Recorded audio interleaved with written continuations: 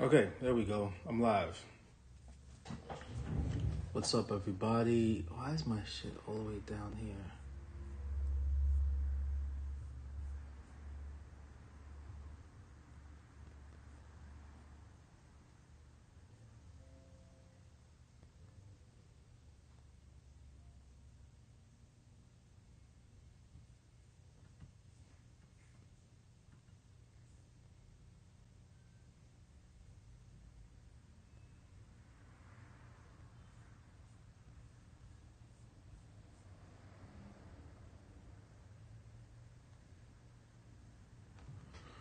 All right, I gotta figure that out later. Okay, so now I am streaming.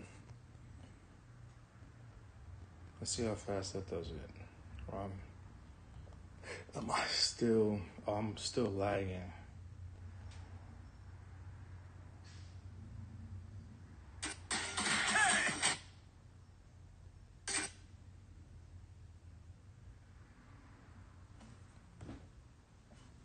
All right, here we go. Here we go. Here we go.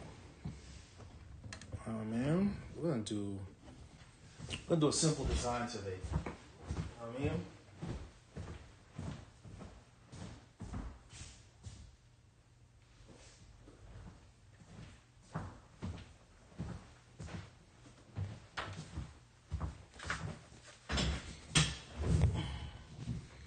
Yo, Omar, what's up, brother? How you doing?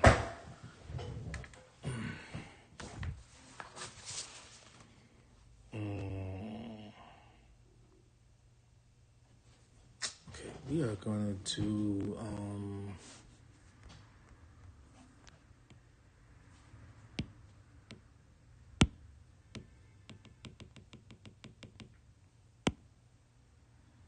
Can y'all hear me? Is the volume all right? Put a 1 in the comment section if the volume is okay, folks.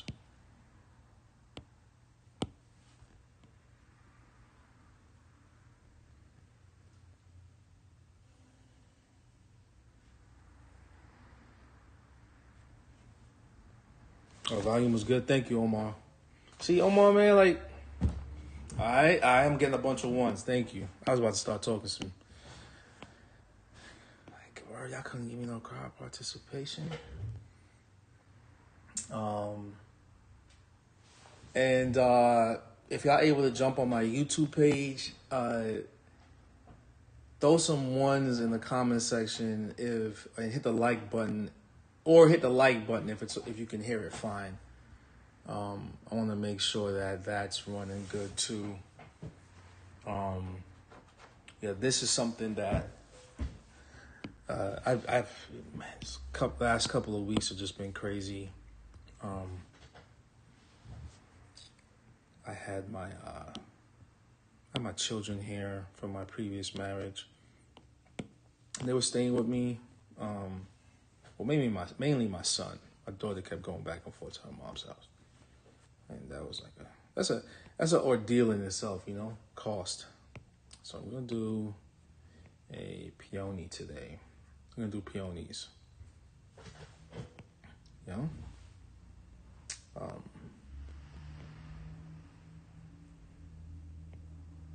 So, all right, folks. How about that? Is peonies all right? Peonies all right to draw? And if you have any questions throughout this whole thing, let me know. This is going to be a start to finish type of thing. I'm going to do this really fast. And if it's going by fast, let me know. Am I talking a little too loud on my Instagram?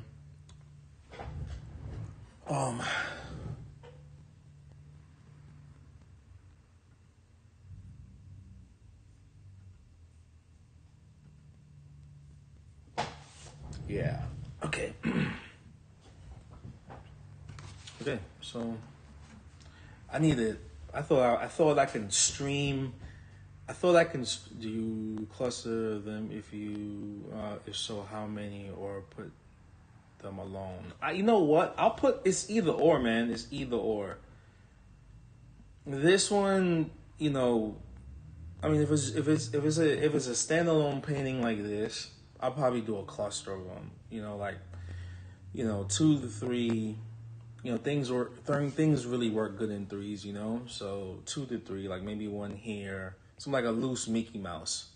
So I think of, whenever I think of flowers, I think of like Mickey Mouse, you know, like Mickey Mouse's head. Think about that.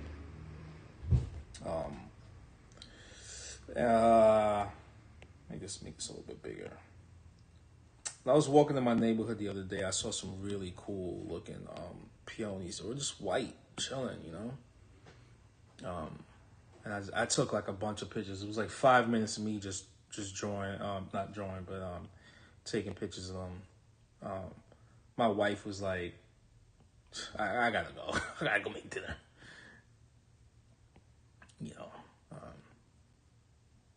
But to me, that's like all reference, you know.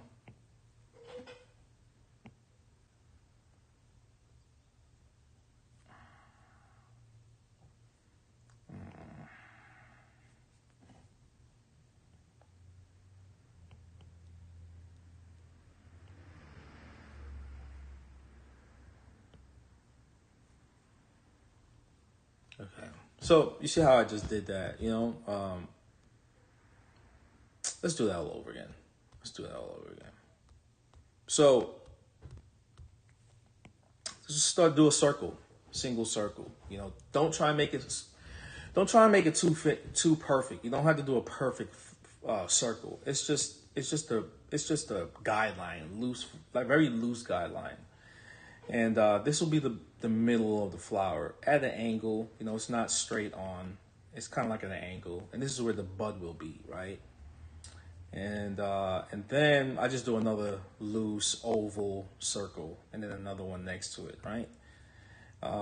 So you can kind of do it like, or let's say like this.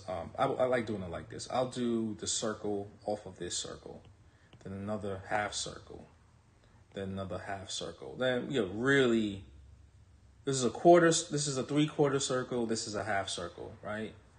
And I'll put in as many petals as possible, right? But as I'm going on the inner side now, I'm just doing the little oval eggs to represent like petals, you know, and then another half circle, you know. And if not circles, it could be like the letter C. Think of the letter C, right? Let's do it the alphabets. Let's think of the letter C. Not all alphabets are the same. Let's do it like this. Just do half circles and circles. Let's do it like that. All right, let's go back and forth. All right, and then another one. So these are the outer petals, right? All right, and then oval, you know, circle, and you kind of see it forming right then and there, right?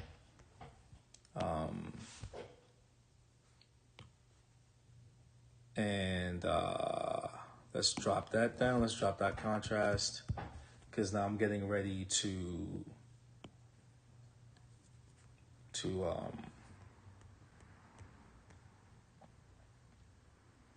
put more detail in. Okay, I think for this stream we're just gonna do one flower, you know, and just go from there. So now,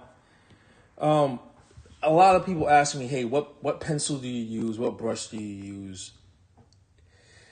You know, I think there was something that wasn't really explained for a lot of the artists that come into this. And this is just my theory. I'm not saying it's the absolute way to do it. The brushes aren't really it. These don't really mean anything. It doesn't. The real juice of it, right? The real thing about drawing on Procreate is really the brush size. This is the meat and potatoes of everything. This is the backbone behind everything. When you can manipulate your line weight the way you want it to look, this is it. Right? So it's 2 things, or it's 3 things. And the last thing is the particular brush that you use. But the first thing is the size of your paper. So now, one of the things that that's helped me out when it comes to designing tattoos for the body is measuring out the area where I'm going to tattoo, right? And so I have a particular printer that prints really large, right? But it can print any size that I wanted to, right? By whatever I feed the paper in, right? Whatever I feed into that printer, and then whatever image I send to it.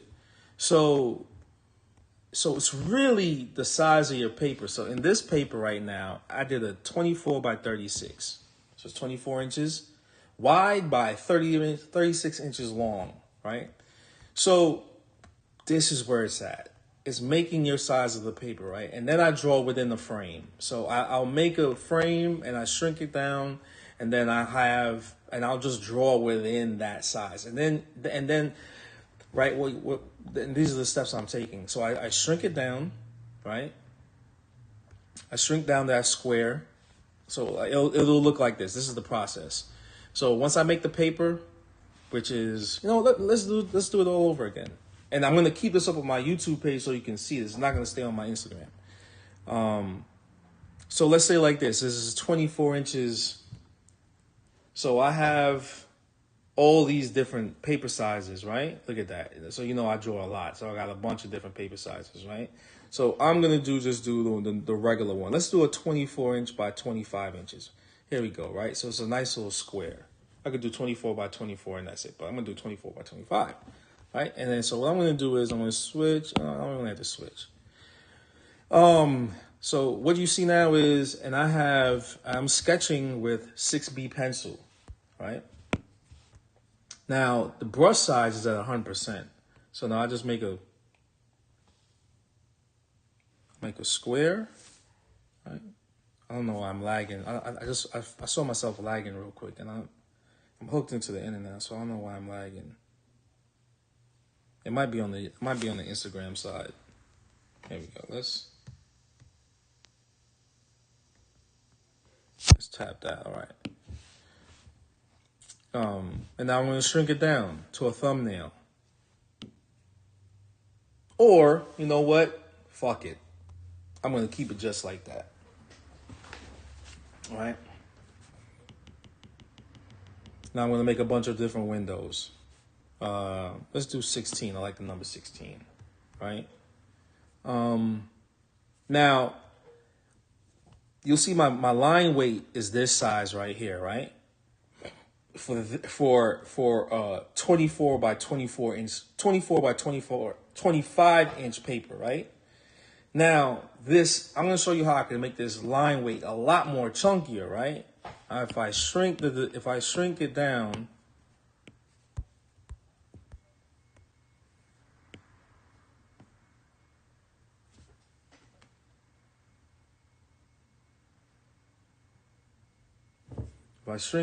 fully, now watch my line weight,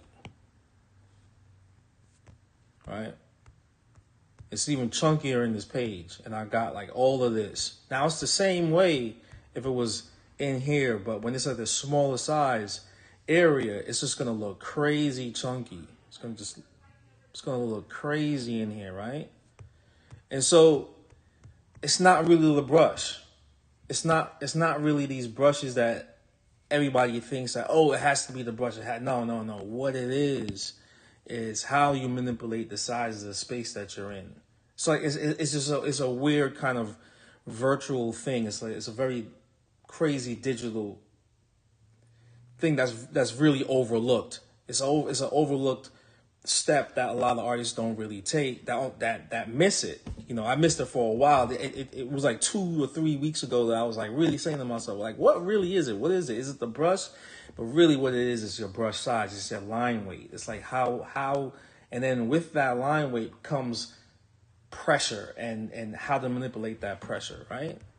So now that I have like the brush size that I like and I have the space that I like, I'm going to work within that space. All right. And so like, here we go. We're going to do a peony. Simple circle. It's shaky. I'm not trying to make it perfect. I put a dot basically where the bud is going to be. And then I draw off of that bud,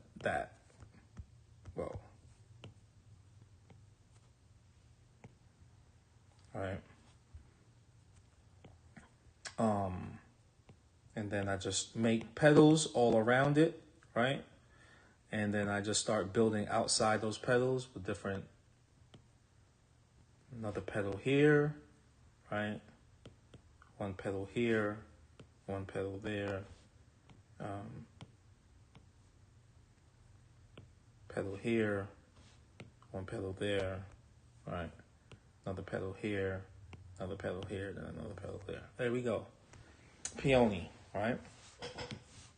I drop the contrast now. And now I'm all I'm gonna do right now is just change, right? I'm gonna change the pencil size. Let's go to 50%, right? 49%, right? And now I'm gonna put more detailed lines in it. Still not small enough. Let's go to 30%. Oh, let's go to 20%. Oh, now it's at the size that I really like. See? There you go.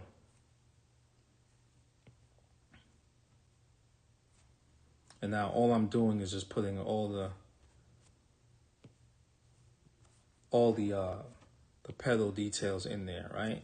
And I'm just using the overall physics of the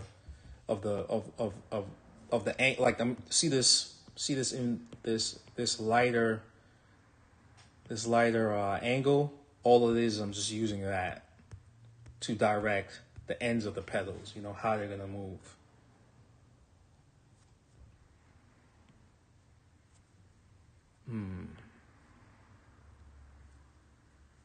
All right. I don't know if anybody else ever explained that about it's really the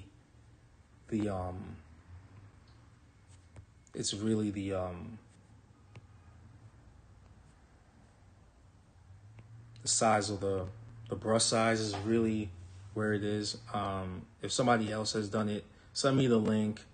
You know, there we go. I draw the bud inside, and everything just starts to come together. I like sharing the process of a lot of this stuff that I do. I get asked a lot, you know. All right, and then now I'm just gonna draw these petals for the inside, right?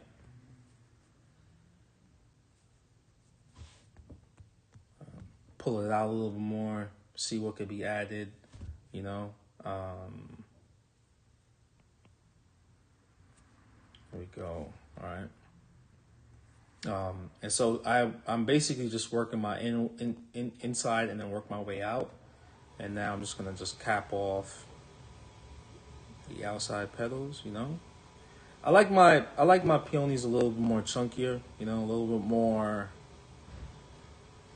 more body to them, you know, because like I've seen them done where they're very open, they look more like stars, and then you have all this space to fill in. So I feel like when it's just like a more solid mass, it kind of has a little bit more powerful. It's a little bit more powerful, you know. Teach their own. Everybody has like a distinct style that they go by, you know. There's no oh, you know, these peonies are the best ways to do them, you know. Like it's what makes it for me. It's what's more comfortable in your hand, you know. Like not everybody's hand is the same size, you know. It is the same as not everybody's eyes are the same, picks up the same details of everybody else. Sooner or later, you know, your own personal taste has to come out. So a lot of this is like, and I learned that from my buddy, my buddy Utaro. He said that, you know, a lot of this stuff is just personal taste after a while, and that's like the most important thing is like, what's your personal, what kind of personal taste are you bringing to this, you know? There is no like definitive answer. right?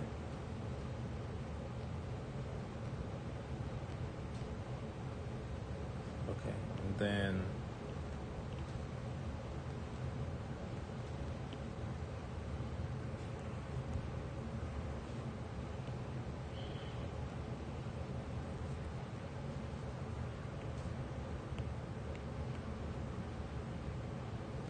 I was taking pictures the other day. I was just like, yo, I was floored, you know?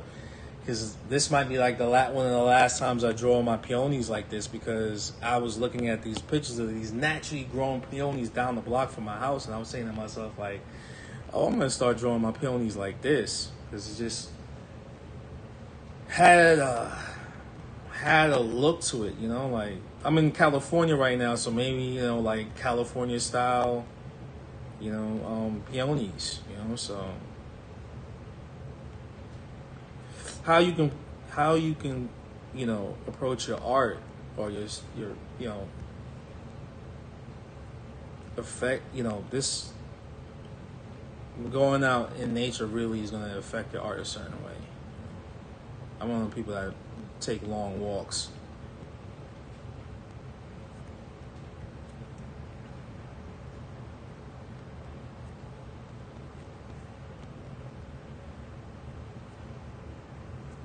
Any questions, folks? Any questions? Was this going by too fast? All right, here we go. So now, there we go. Peony. There we go. And that was done under, I don't know how long that took, but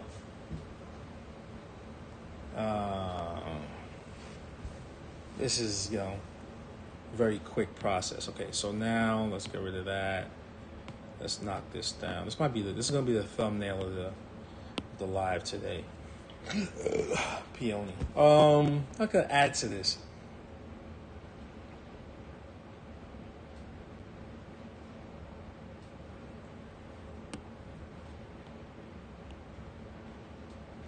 I'm gonna do a little snake. Do a little spider. Might do a little spider, man. It's like, there's a spider in my house. It's huge. It's kind of cool because he's eating the flies. Spiders are really smart. They're smarter than most people think, you know?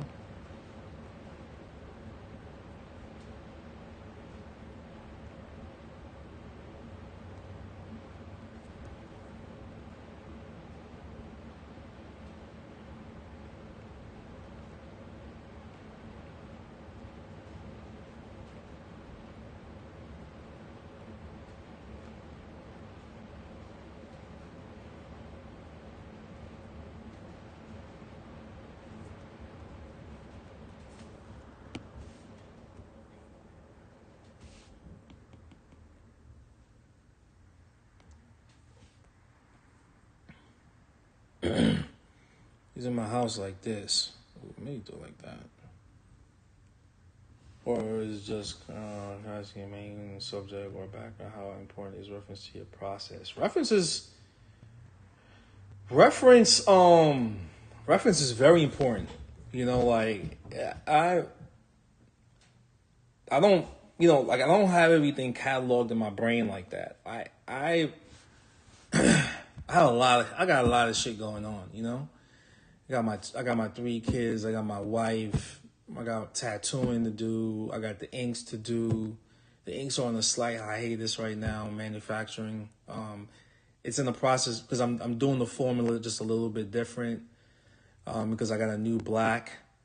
And so for the last 2 months, it's been trying to figure out tattooing the last 3 clients with the black, having them come back, getting that formula right now just so I'm in pre-production, you know. So it's like, and so now when I got to do even this flower right now is a reference from a flower that down the block from my house, you know, like so.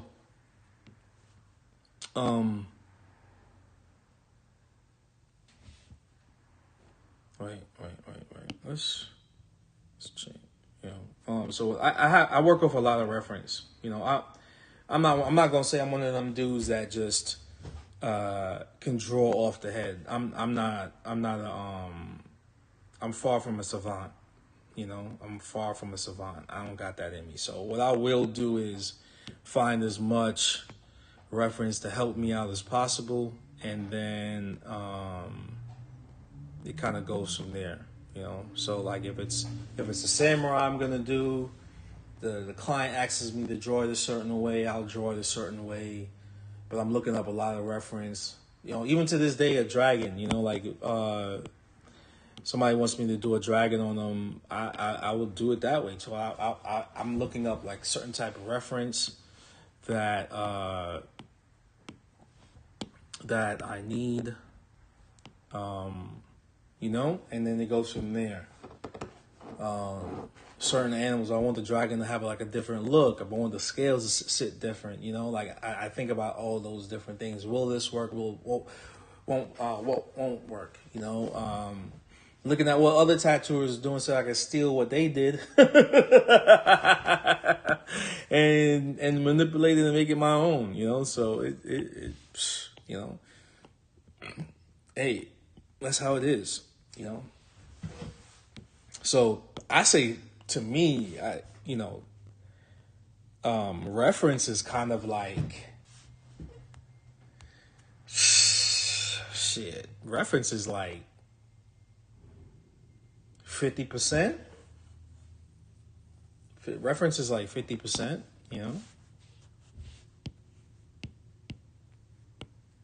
I'm not the busiest tattooer. I'm not the busiest tattooer. I wish I was. I wish I was super busy where it was like I'm knocking out I'm working on like a tattoo a day. It's slowed down a lot since the economy took like a crazy dump, and like people have moved out of the Bay Area, So all right, so now I got that to my size that I like. What I will do now is blow it up more. Stay half the page. You saw how pixelated that was, right? So, only as good as your reference. The better you have, the better you become. Yeah. I just got a book on I just got a book on what's that? How important is reference process? Jimmy. Oh, hope I answered that. It's got me.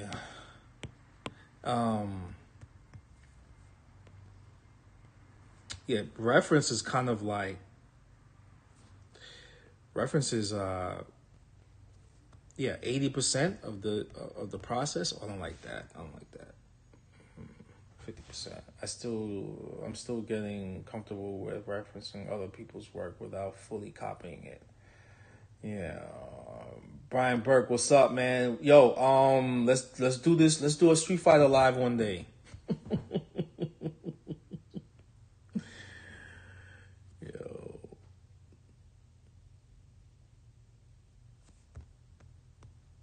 Oh, what's up with my pencil? All right.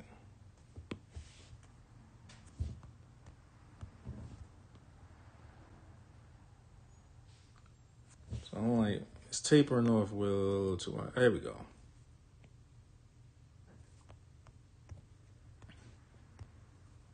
Right.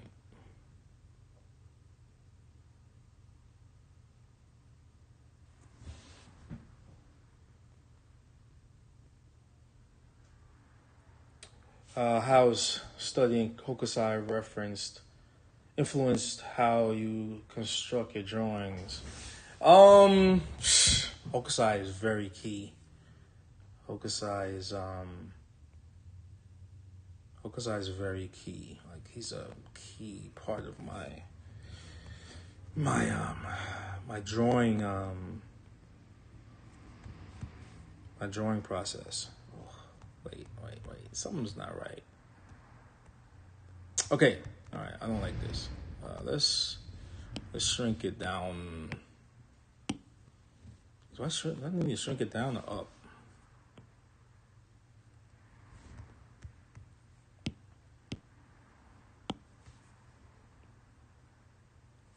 Oh.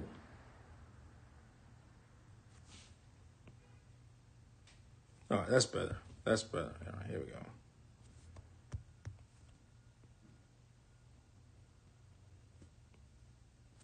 That's better. All right. Hardest flower right there for me personally. Peonies. Yeah, peonies are pretty hard, man. It's a great smelling cabbage, you know?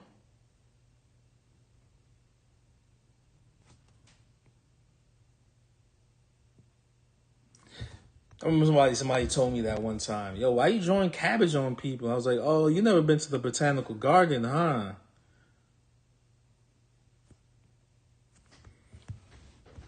It's never left my brain. Like, bro, he said I'm drawing cabbage. What?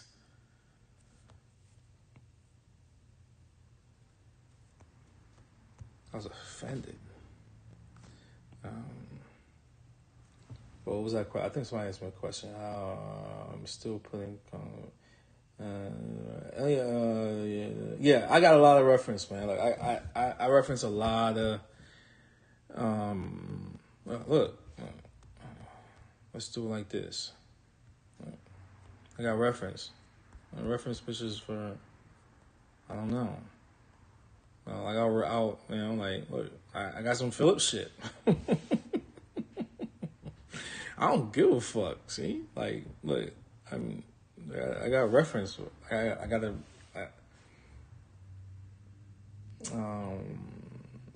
furthermore, botanical gardens. They don't know, man. They don't know, man. I wasn't running the street. I mean, I was running the streets a little bit, but I used to go hang out at the botanical gardens. Look, I got references, man. Reference, like I want my tigers to look a certain way. I got little baby tigers and shit. It's just reference all day. Some shunga, you know, like real animals. You know, like this back piece came from reference. You know, like this back piece is like a weird. This is a. I'm gonna go back into this background too. I'm not even gonna say why I'm gonna do that, but this is all reference. You know, like I reference everything. You know that this tiger's face was this tiger's face, but a little bit more gnarlier. You know, eagles is all reference. Like that bull jumping and shit. You know, like that's hard. Who wants to get a crazy flaming bull? You know, like Sheba's. You know, that Sheba and dragon back piece I'm working on. You know, that's what's up. The reference doesn't have a bunch of tattoos in it.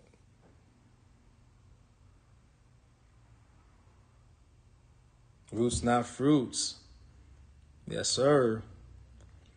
Brian, man, I knew there was something special about you, Brian. You know, look, dragon. You know, Shenrong. You know, like it's always gonna be referenced. You know, like look, skulls with my people had. You know, people had I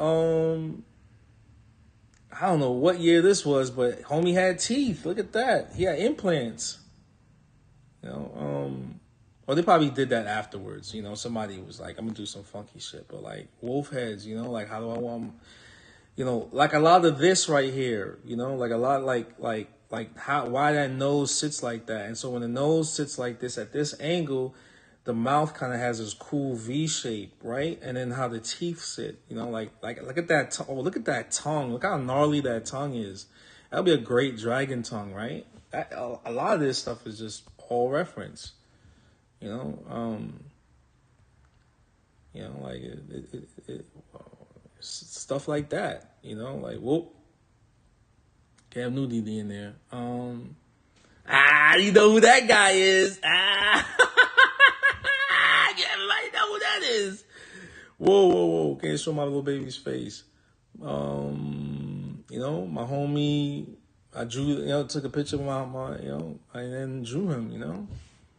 But a lot of this stuff is, you know, like, yeah,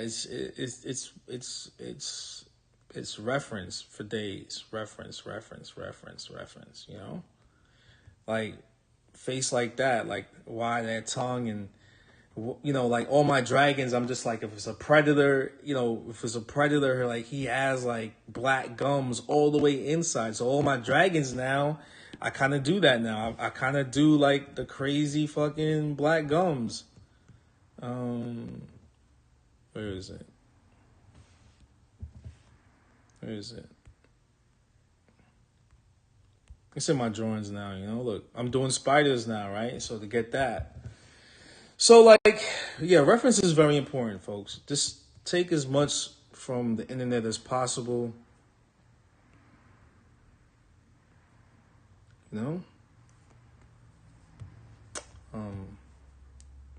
Sorry, I went off on. Sorry, I just I got caught up in showing reference.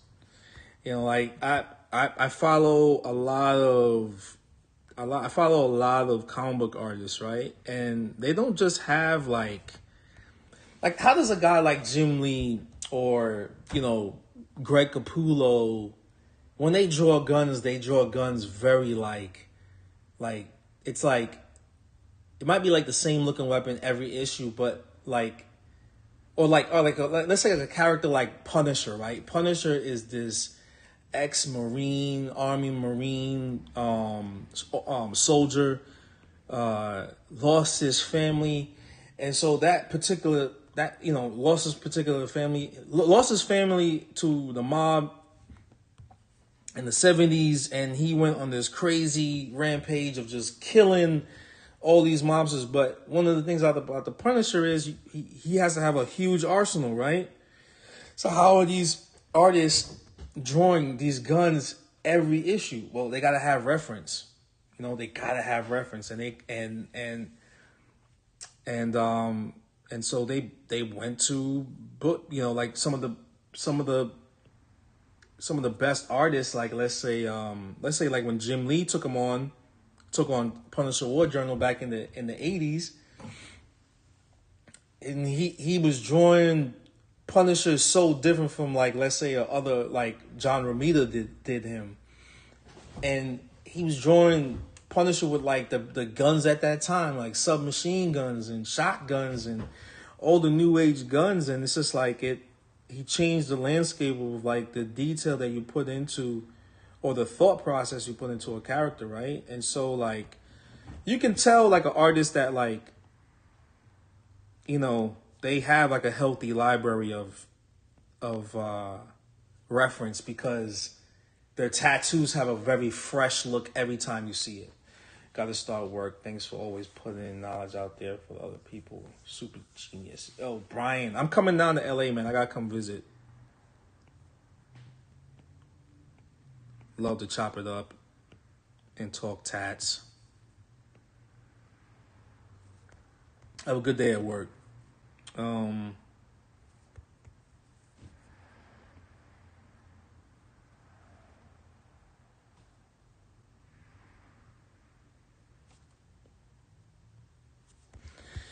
Yeah, so that question about reference, I believe like, reference all day.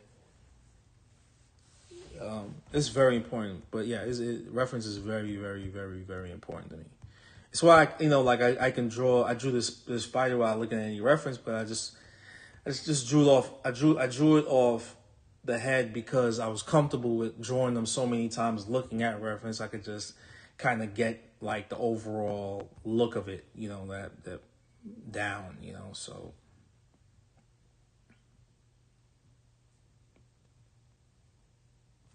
Yeah,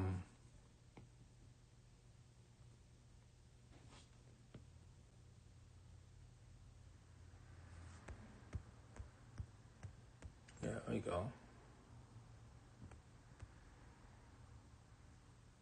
Just scrolling on your page. What's up, brother? How you doing? Yo, I'm doing oxtails this weekend.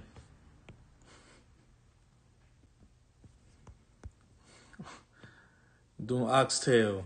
I got it marinating right now in the fridge.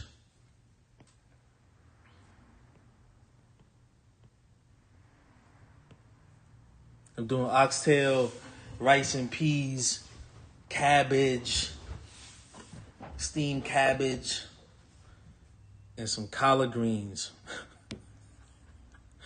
Oh, fuck. I fucked up. I fucked up. I fucked up.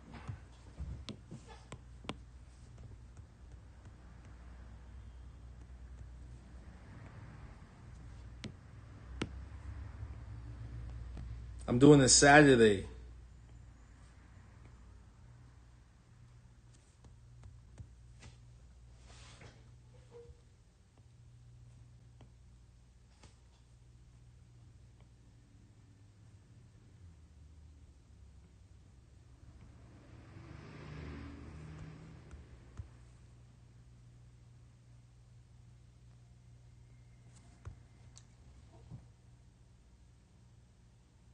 Food.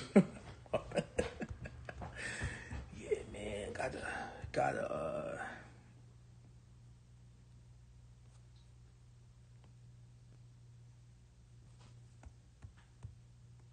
Not like that.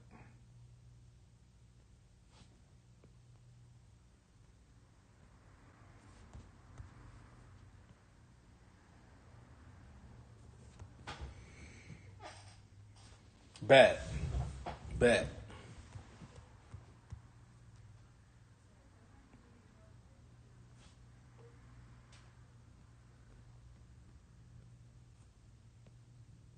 Yeah, I get the I let the oxtail marinate in the fridge for like 2 days.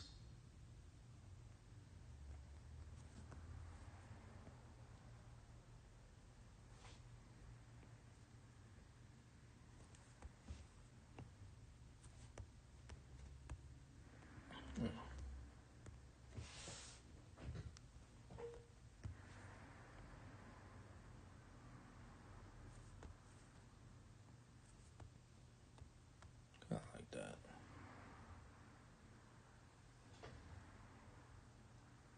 2 days too? See, I'm talking about, man. That's what I'm talking about. In the back of the fridge.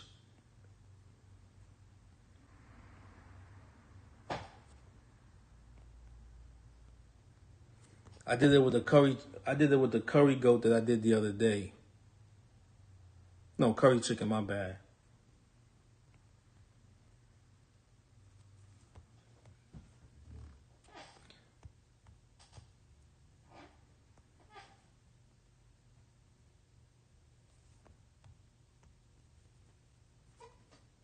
All right. Any questions, folks? Any questions? Cool. And that. I forgot that dragon claw. Oh. Let me. After I'm done with this stream, I'll send you that dragon claw. My bad. Fuck shit, man. Had all them kids in my house, man. But my bad. No excuses. 2023, no excuses. All right. Peace. Love to the family.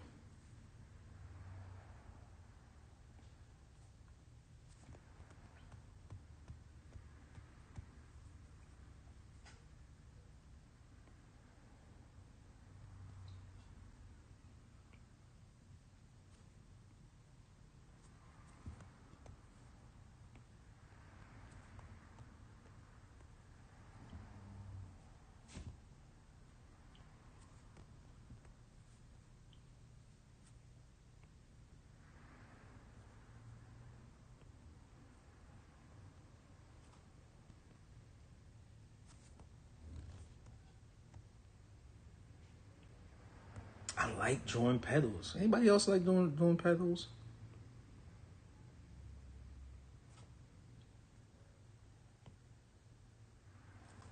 Hey, I asked everybody a question.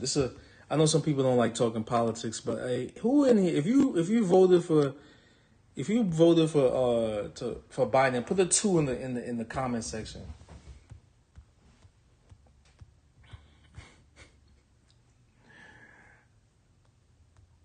If you voted for Biden, put the 2 in the comment section.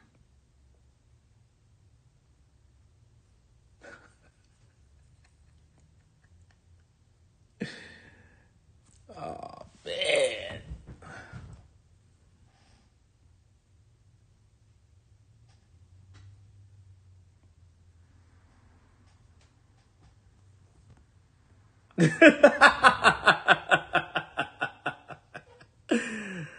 Yo. Oh man. Oh my man. It's like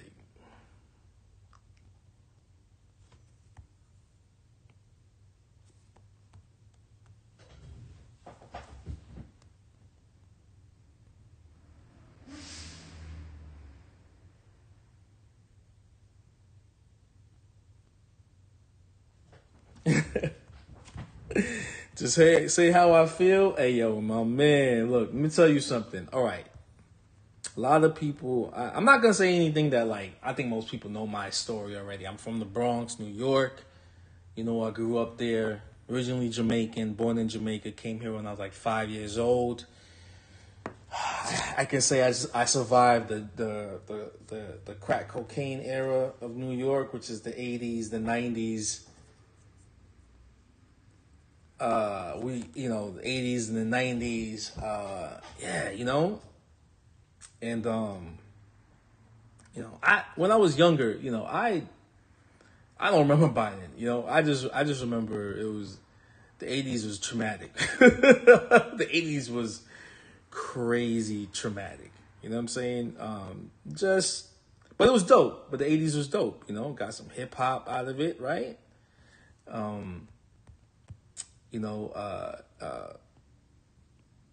Got some anime out of it. 80s was it was so good for anime. You think the anime these days is good? Nah. The anime back in the 80s was amazing, got some good rock and roll. The music was great back then, I was too young to do drugs back then, but I knew a lot of people that were affected by it. I definitely got PTSD. I definitely got PTSD. To this day where I fear for my kids, you know what I'm saying? Because it's wild.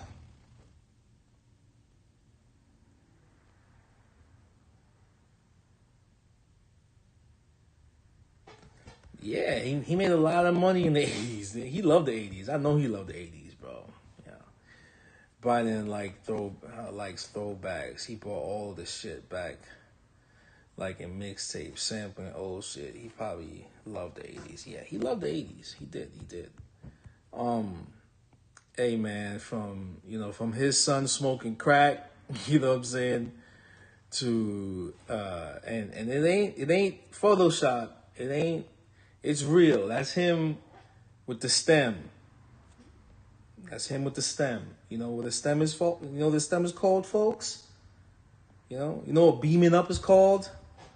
That's what we used to call it back in New York. Oh, he's beaming up. Look, he's beaming up right now. Look, he's beaming up. And the propaganda against black and brown people, like, hey, let's just say black people, blacks, black and brown, from Cuban Americans to, Colombians, you name it. You know what I'm saying? Like anybody that wasn't of Anglo-Saxon descent was feeling it, Puerto Ricans, Dominicans feeling it, like this. The laws were crazy. And Biden made some of the craziest laws to lock up a lot of black people that are selling drugs and shit, and black and brown people are selling drugs. Locking mad people up. And whole you don't like what's about to happen. Jump off now. But hey, now he made a crazy law where he said, look, if you caught selling or even have a rock on you, you getting I think 5 years or 15 years or something like that. It was some crazy number. Thank God, in a way, I'm like, what was the good out of it? It kept me in the house. Because you didn't have to have drugs to get arrested. The cops would plan it on you. Fuck what religion you were about. Forget who. Don't worry about who was raising you. You could get planted with drugs. It's true. Like, turn away now if you don't like what I'm about to say. There's a lot of innocent people that went to jail. Of course, there was like a lot of drug dealers that were in neighborhoods. Yeah, that drug dealer could be your neighbor, and you get caught up in what your drug dealer neighbor was doing, whatever, right? That's what was happening.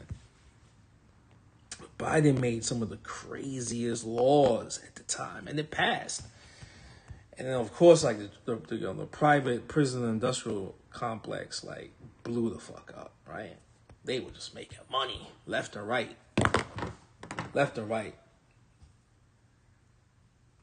Yeah, they found cocaine in the West Wing. Of course, they gonna find cocaine in the West Wing. You know what I'm saying? Yo, that ain't shit. Yo, did you see the law?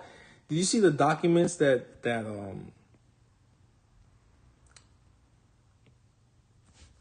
the documents they found? It was like 600 and something pages that, who put this out? Let me see. Marco Polo put out. I saw it on Twitter, and I clicked on it. It's crazy. It's crazy. It's crazy. It is bugged out. Bugged out. Like, Marco Polo put out, and I'm talking bank statements. I'm talking, you name it, from Wells Fargo. They bank with Wells Fargo. You know what I'm saying? So, right now, Biden's son lives in a mansion in the Hollywood Hills, and the CIA or whoever, they're cooking up that crack for him that he's smoking. There's a video of him smoking. Everybody done seen it. You know what I'm saying? I didn't even see any outrage for that. I didn't see no outrage for that. But a dude like Jonathan Majors, who was falsely accused by his girlfriend for hitting them, motherfuckers. Every time a black dude does something wrong, some famous black dude does something wrong, my tattoo artist stock goes down. Let's just say that. You know what I'm saying? Like, my black man privilege drops by like 80%. Starts going back up, and then it's just like, God damn it. And it's like always some like false accusation, right? And then like the media just jumps on this shit, but the media didn't jump on none of this shit. That Biden's son is weighing the crack and then proceeds to smoke it. And this is like happening in the last couple years, right? Like I like that. I like the concept of selective outrage. You know what I'm saying? Like, these are the people that like supposedly represent America, right? And then, Biden dropped that law. He said that law was very damaging. But it was funny that, he dropped that law just before like that video came out of his son smoking crack. Very convenient, And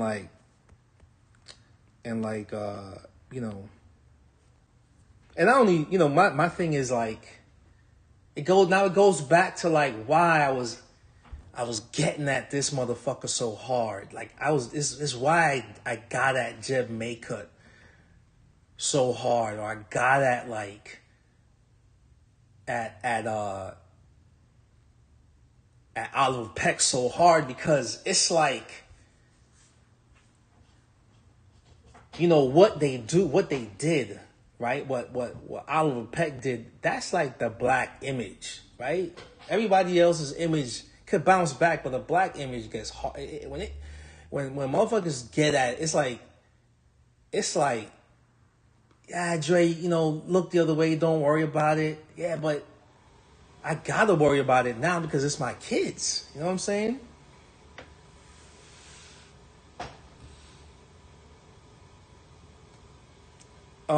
You know what I mean? So it's like, why I got, people are like, why you got that? Why did you, they're like, you over, like, it's like, in a way, I have to, like, in a way, you know, like this is therapy for me. This is therapy for me, folks. This is therapy for me. I gotta talk. I gotta talk what's on my mind. You know what I mean? Like, if you don't like it, I would just say, kind of just jump off. But I gotta say it. Like, you know, like a piece of shit like Biden, right, can do that, right? Can do what he did and still do what he does, and it's okay. You know what I'm saying? It's okay. You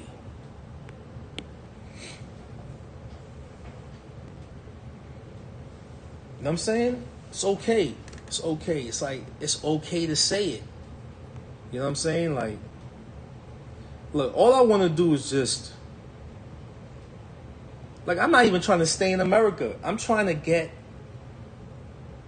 leave. Trust me, man. I'm done. You know what I mean? I'm trying to get my one-way ticket to Africa. I'm out. I've heard it. I'm trying to get out. I'm trying to get my one-way ticket. I just need to save this money, but I can't even make the money to leave because I gotta pay for racism. I gotta pay for the bullshit that like a dude like Biden did, like Bush did, Giuliani, Bloomberg, Koch, Dinkins, you know, Bush 1 and 2. Did I say Clinton? You know, any law that's made. And it's right now I'm 44 years old and I want to leave by the time I'm 50. I want to get out of here. I want to get out. I'm out. I'm going back to Africa. Yo, I don't know how many people have been told, hey, go back to the country you originated from. All right, I need to get back to Africa. I'm out.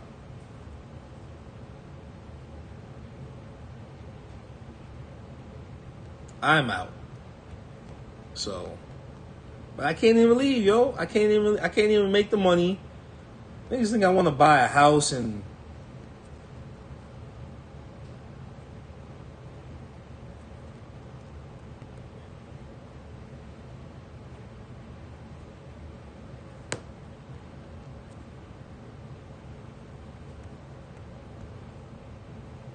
I can't even make the money to go back to Africa.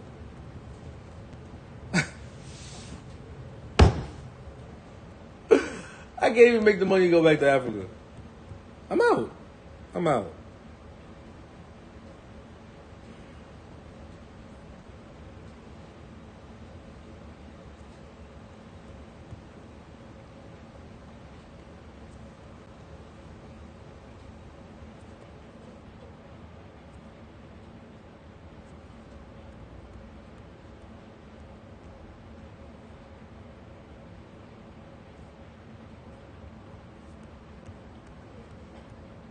You feel me? Just go get a DNA test, man. Just go get a DNA test, man. I'm not even looking to know my root. I'm just gonna be like, I'm out. Trust me, it's always been my plan to bounce. To bounce since I was a little kid. You know?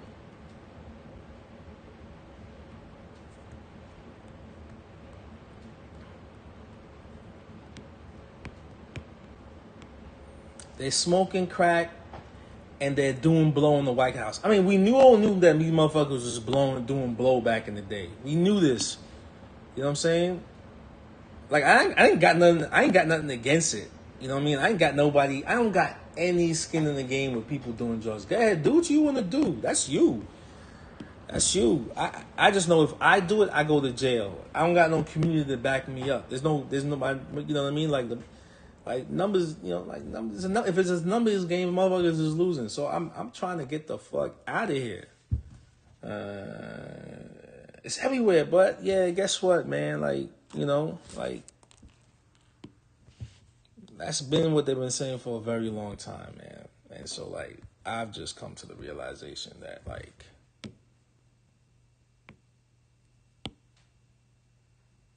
I don't want to play the I don't want to play the rodeo game no more. You know what I mean?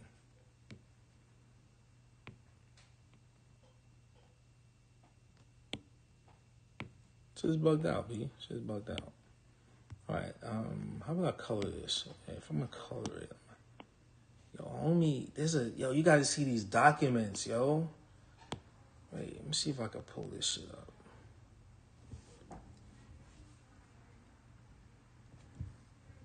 It's called Report on the Biden Laptop, Marco Polo.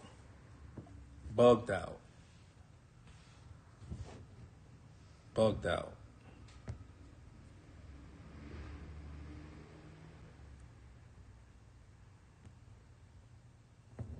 Bugged out. Niggas is bobbing their head. Hold up.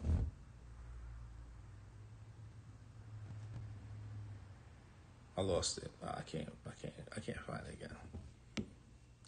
Bugged out, B. He was up in there doing blow.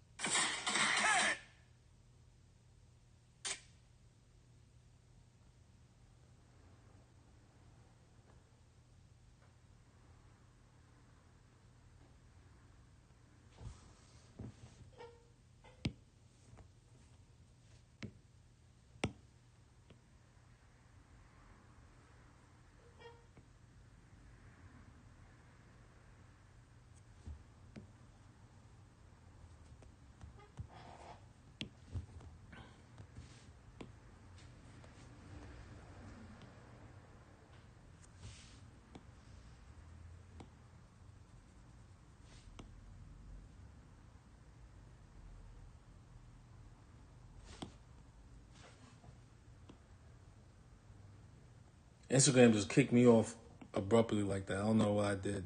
I think I got flagged. Can't use the BLOW word.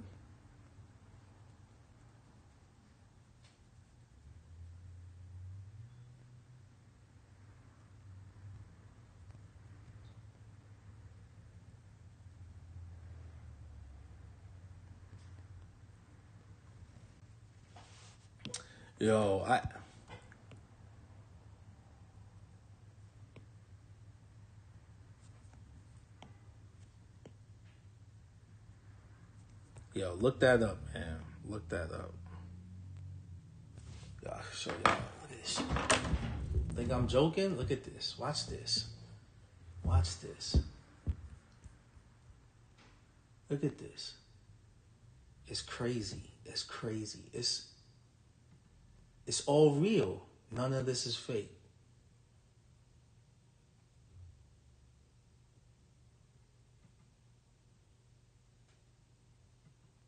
I only got I did 100 and something pages.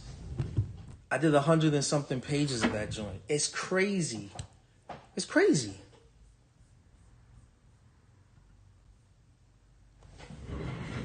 Thanks. Now we're in a world that's untouchable for unbothered by modern Western society and its never-ending quest for capital resources. Hey, look, man, look. It ain't about it's about my thing is just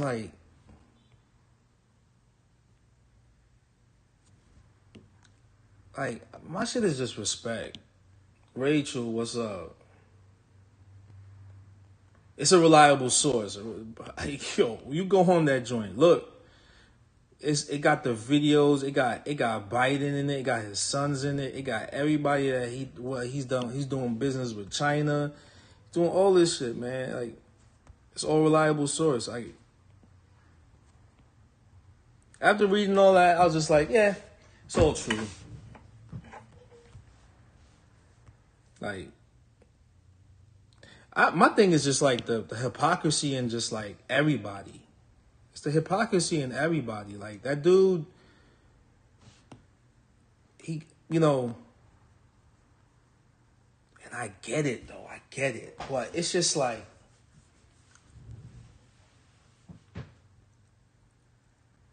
it's hard in this shit. It's hard in a reality where, like, look, I get judged. Like, now it's not like I'm even being judged.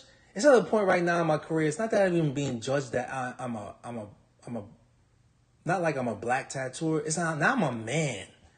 Now it's like, oh, I'm not gonna get tattooed by this dude because he's a man. It's not just women telling me that. It's men telling me that. Like, you get what I'm saying? It's like, but then it's like, when did it get like that? Like, have I just been in this tunnel vision of, yo, Dre, just draw, get your shit right, be good to your clients. You know what I mean?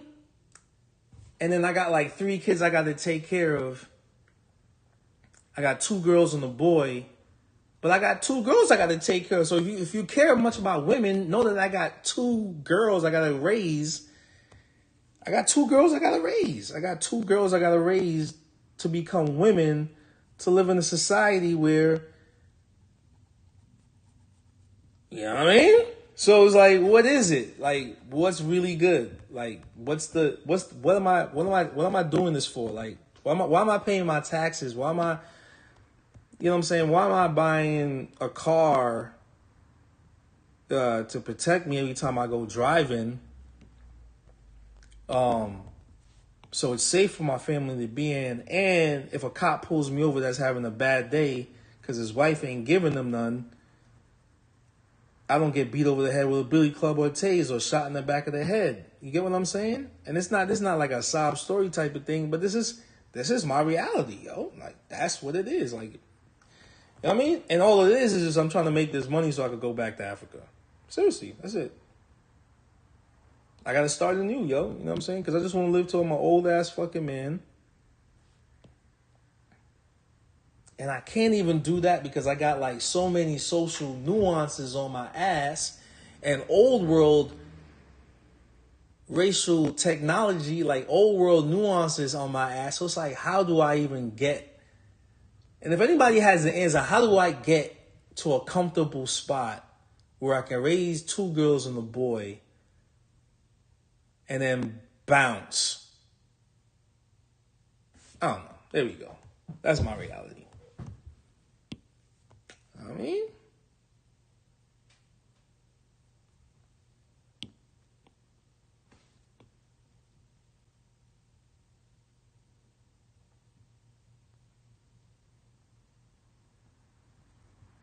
I gotta worry about, and I think it's happening with everybody. I gotta worry about motherfuckers robbing me when I go to fucking Target. I gotta worry about the bank robbing me. I gotta worry about all this shit. It's wild. And then I gotta worry about my client that I'm tattooing to make sure I'm not hurting them. Hey, and you know what I mean? And it's just like making sure everybody is all right. Making sure everybody is all right. It's fucking wild. And then here we go with Biden and his son pulling lines and smoking boulders. You feel me? Like, am I in the fucking Twilight Zone? Is this the Twilight Zone? Oh, it's not even, yeah, you know, it's part being black, but then it's also part being a man, and it's partly being, it's all these different things. It's not even just black now. Like, it's not even just black, right? Because it's just like, everybody's feeling it. It's just a black dude talking, right? Because now if you pay attention to the news, there was a lady in San Jose who's from Eastern European descent, was head of the police department, board of the police department, and she was ordering fentanyl and distributing it all throughout America. She was the West plug, and then there's the East plug. There's the East and there's a West plug. They haven't caught the East plug yet, but they caught the West plug. And then when you go to certain places, people are just like, yo, F work. I want to get high.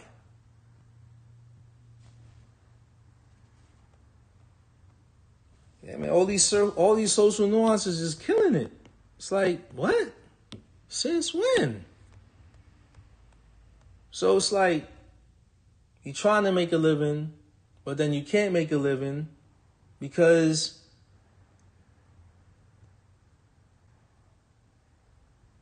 it's just, I don't know, like, what the fuck? I do know it. I want to say it, but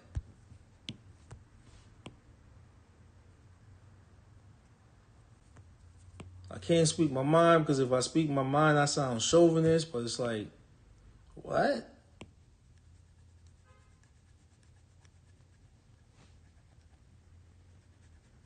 You were born with a dick, so it's not fair.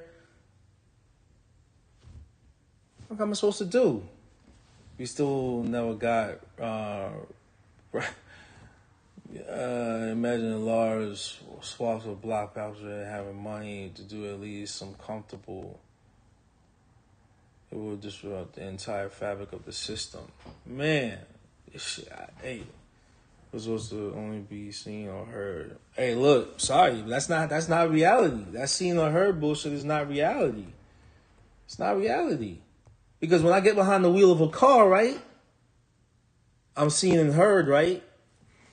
Like, there's invisible lines on the road. There's no barriers for, like, oncoming from traffic on the left and traffic on the right, right? You see me when I'm driving, right? You see me when I'm driving. You hear me. You see me. It's like, is it, or you only see me when you want to see me? What is it? I don't know. Not heard, but not heard don't make no sense, because anything that moves makes noise.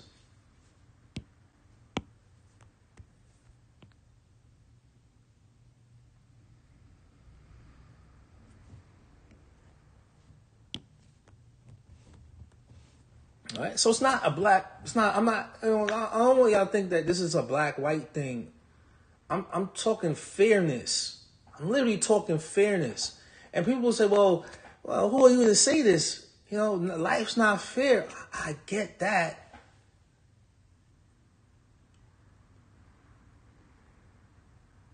I get that.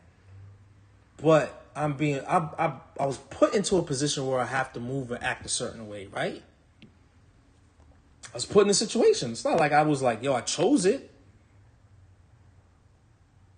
You know what I mean? I didn't choose it. Shit, if I chose it, I would just, if I knew the outcome of whatever I picked, I would have been out a long time ago. I'd have been like, yo, you know what? I'm gonna do this. I'm gonna do the total opposite.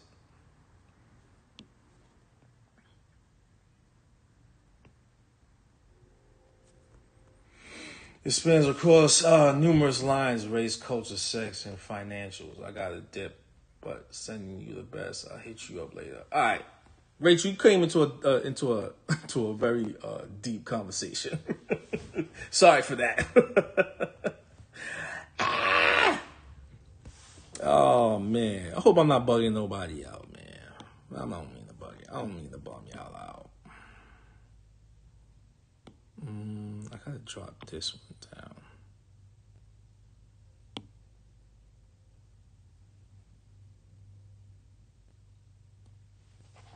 I don't know. Like, I don't know. This is weird. It's just so weird. It's like this dude's in office, and this started up with Biden. This started up with Biden and what he did in the 80s and 90s.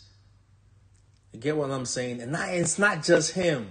You know, so I know how to look at it in a broad perspective. You know what I'm saying? It's not just him. Because the okie dokers would think, oh, it's just him. Nah, it was a bunch of people like him. You know, it was a bunch of people like Biden, you know, that got into office. And then make sure that, like, yo, we don't let nobody in after us because they can change these rules. And we're going to make it hard. But, you know, but they didn't understand technology growing, right? They didn't understand technology growing. They didn't think it was ever going to get It's like a crook, right? Like thieves they don't really understand. They don't have a broad perspective. Their shit is like, we're going to make money now to be all right. But they're not really thinking like down the line. You know what I mean? They're not thinking down the line. It's like any criminal organization, it's happened to all of them, right? And I think that's really what I'm trying to say. It's like, did Biden understand what him and like the Bush family and Reagan and the CIA and the FBI, you know what I'm saying? Did they understand like now that like there's certain hackers, right? Like my favorite movie is Heat, right? Maybe everybody's watched Heat in here, right? Heat is not really a bank robbing movie. Heat is deep rooted in hacking. Like Heat is a hacking movie where, you know, it's not really said, but it's about these guys that pull off jobs for nerds. For nerds, you know what I mean? Like but these guys are the ones that wrote computer programs back in the 80s or 70s and 80s for banks. And then they understood that all you need to do is sit and wait. Or they understood computers and they understood that banks aren't up to date. And they understood information, how it gets bounced through the skies and you have to know how to grab it. The dude says, you know, Al Pacino asks him, hey man, De Niro asks him, hey man, how do you get all this information? He's like, you know, it's bouncing through the sky. And all we do is just know what to look for, right? That's what Heat is all about. So a crook thinks one way, right? But there's some crooks that got like a different perspective, right? There's some people that just have there's some brains that just think different, right? And I don't mean brain as a person, but the brain that builds the brain that builds the network for society to function. That's what Heat is all about. Those guys that got into it early, they made the programs, they understood, and they maybe they're not even read, they made the programs, but they knew of people that came before them and said, oh, but you know, when I write a code, I can make a back door, right? I make a back door. And they understood it. They understood that. They understood backdoor programs, right? Now look at Biden. Biden's a dick. He didn't understand Zell. He don't, you know, his son is a junkie. His son's a junkie. He's a junkie, man. Like when I grew up, you don't mess with junkies. The inhibition is gone. The inhibition is gone. They'll do anything for a fix, right? You know, he's ordering prostitutes. Ain't nothing wrong with that. He's ordering prostitutes. He's doing all this stuff, right? You know, that's his private life. But these hypocritical demons is out there making laws to lock up people and say, all right, well, it's good for me. I could do it, but you can't do it. I mean, I get it. You know, you got money. You know what I mean? Your dad was he was helping the plug out back in the 80s to get the drugs into America, and he got a cut. So I get it. I get it. But I'm talking about from the receiving end of those laws. I'm 44 now, so I survived those receiving ends of those laws. I didn't partake in the drug, the I wasn't the person that was selling. Now, did I walk by places that were dudes that were selling? Yeah, I know of them. I know a few dudes that was selling. Of course. It's not like I had money. I was in a low income family. You know what I'm saying? But my mom didn't do it. My mom didn't do drugs. But I had kids in my school that sold drugs. They didn't sell drugs, but somebody in their family might have did it. You know what I mean? And it just went from there. And anybody that grew up in, or not even that, hey yo, this I knew of well-to-do kids from above middle class and up that were doing drugs and even selling it, right? Cool. But I hated having a gun put on me. Right? I didn't like that feeling. I didn't like it. I didn't like that a cop saw me and thought I was somebody else and had the gun in my face. I didn't like that feeling. I don't like it. I don't like smelling gun oil. You know what I'm saying? I don't like 3 guns pulled on me because I got some ACGs, some black ACGs on, and I got some black Levi's on, and I got a white T-shirt, and I'm going to go get some sneakers so I could blah, whatever. I could just chill, right?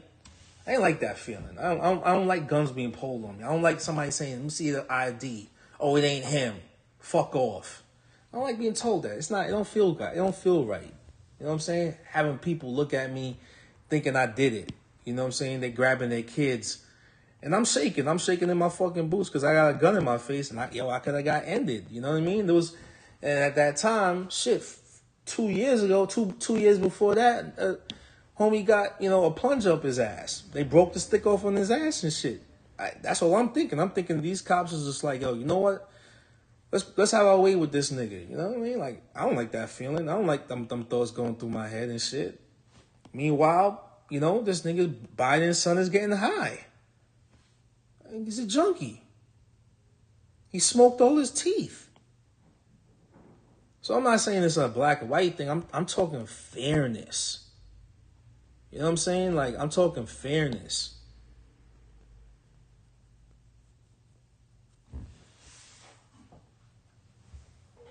It's a big city. I get it.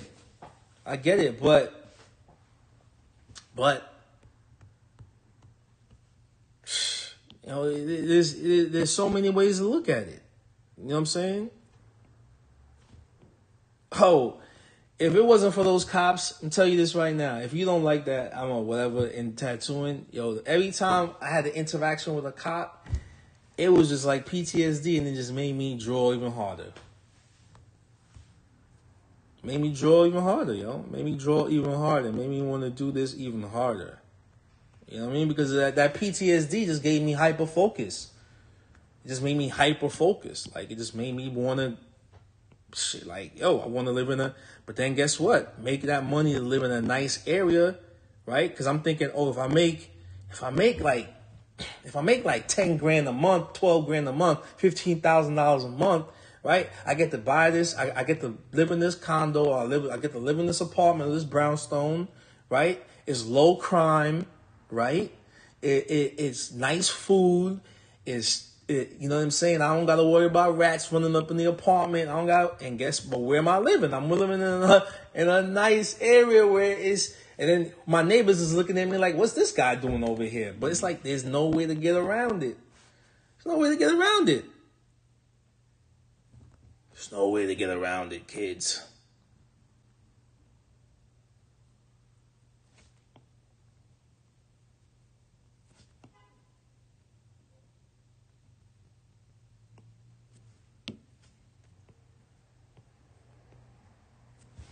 You know what I mean? But then Biden's son is smoking crack and doing cocaine. You know what I'm saying? Banging hookers all day. You know what I'm saying? Putting rocks, putting the powder up his butt. You know what I mean? Like, foreign interests is coming in. You know what I'm saying? Feeding America, fentanyl. You know what I'm saying? My best friend Jose passed away, OD'd on that shit. He had fentanyl laced pills. This is the dude that told me, he showed me how to tattoo. Showed me how to make ink. Showed me how to make machines.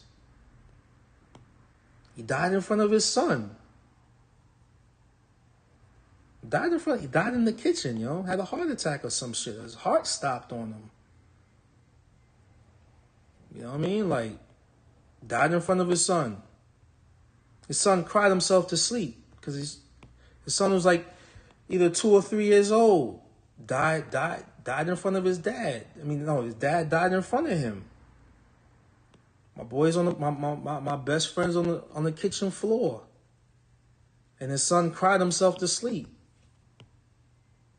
The mom came home, saw the baby there, and realized he cried himself because his clothes are soaked. You know what I'm saying? But Biden's son is smoking crack. You know what I'm saying? And banging hookers with my tax dollar. He's in California hills right now, right?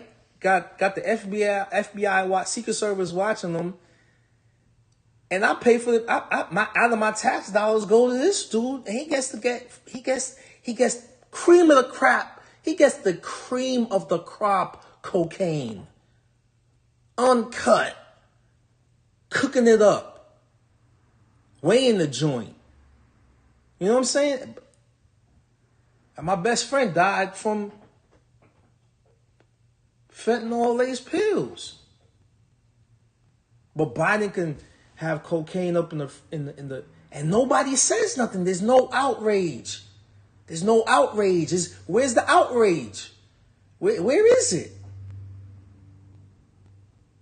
Where's the outrage at? Where's that shit at? These niggas is pulling lines, B, with $1,000 bills. He's pulling lines with $1,000 bills. You ask anybody that lives in the hood, they know what a junkie looks like. His son's a junkie, man. He got junkie skin. You know what happens when you do a lot of coke and crack? It shows in your skin. Your skin looks like sandpaper.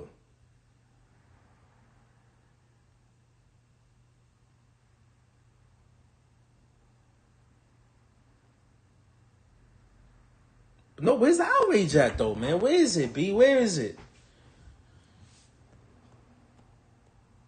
Where's CNN and shit? You know what I'm saying? Where's all the people on YouTube that be like, and so I got these sources that saying this.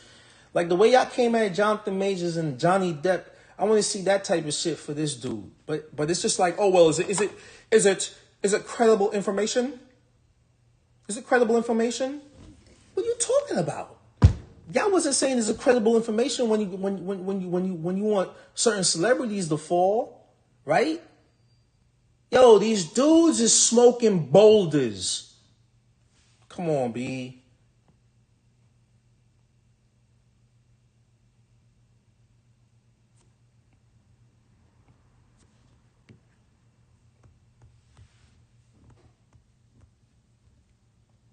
They testing y'all, man. They testing America, B. They testing it. They're like, nobody care about that. But when there's some false accusations and shit, y'all quick to throw a single person with no high social status under the bridge, B. But I sound like an asshole though. Like, who are you to say this shit? Why? I'm a fucking tax-paying citizen in the United States. You know what I'm saying? Where's all the jokes? Where's the jokes for motherfuckers that look like Biden and his son and his wife? They like cocaine, man. They like crack. They like crack. They like crack. They like to smoke crack and then make stupid laws and give Ukraine billions of dollars, and the average American is losing out.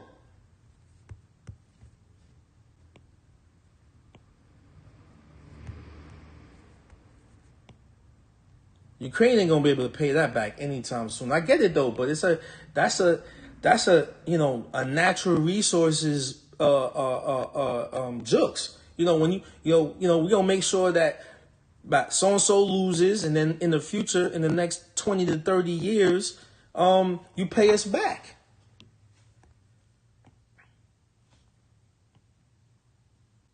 And if you can't pay, we'll take this on interest. I get it. I see drug dealers do that shit all the time. I get it. You know what I mean? Where's this money coming from, though?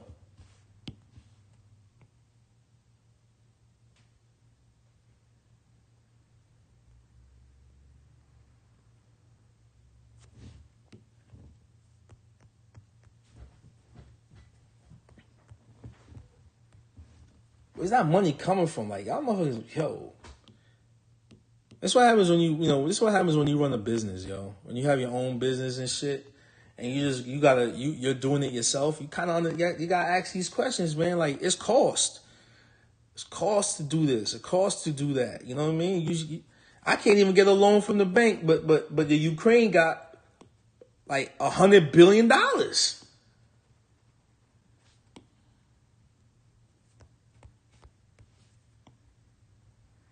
Watch Biden give France money. France don't need the money. France get money from Africa.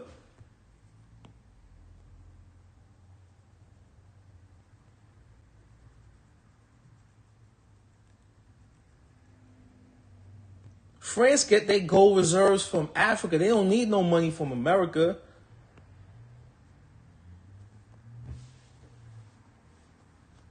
I don't know, but I'm an asshole though. I'm seen but not heard.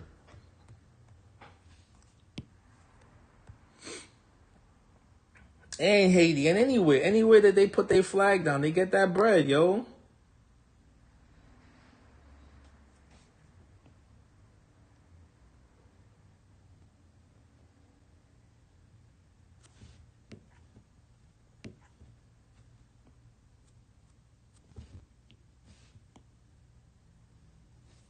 But now, shit, like you go to Philly, you go to Philly, you go to parts of Oakland, you go to parts of San Francisco, you go to Washington State, you go to Santa Cruz, man. Them junkies is everywhere. The tent cities, niggas is getting high as fuck.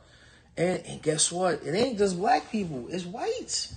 It's white people too, man. It's white. So I'm not coming at this on some racial shit. I'm coming at this as like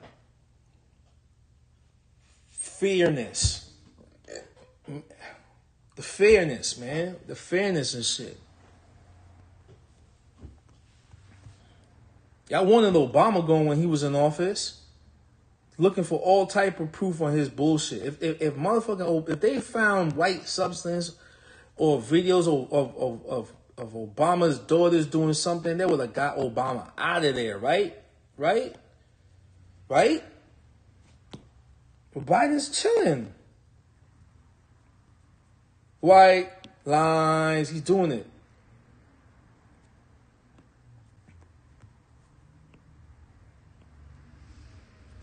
Let's get some hair samples from Biden, yo.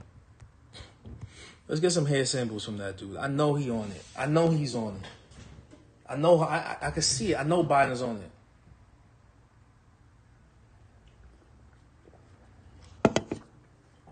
Hey, look, if there's no such thing as fear,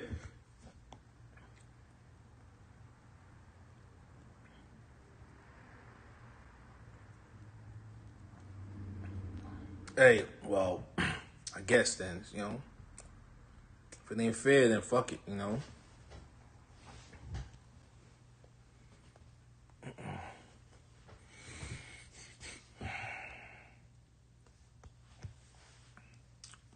Biden is out here just getting high with his son. They got pictures of Biden. They got pictures of Hunter with. Oh man, I couldn't believe it.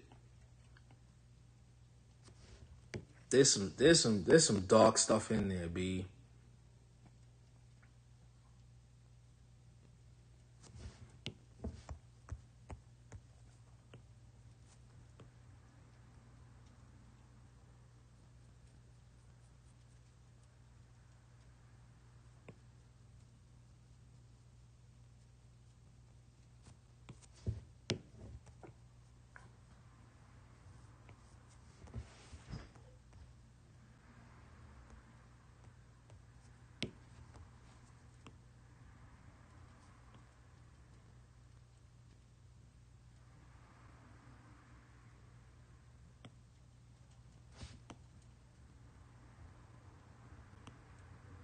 So you're saying if there's no fairness, there's no such thing as fairness, I could walk the. All right, fuck it then. Fuck it. If there's no such thing as fairness, all right, cool. All gloves is off then.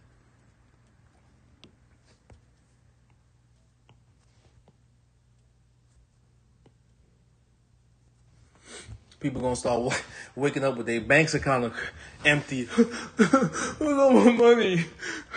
It's not fair. It's not fair. I'm poor. I'm like, hi. Oh shit! It's not fair. It's not fair. Motherfuckers gonna look like Mr. Agent Smith in Matrix. It's not fair. Wait, no. It's not fair.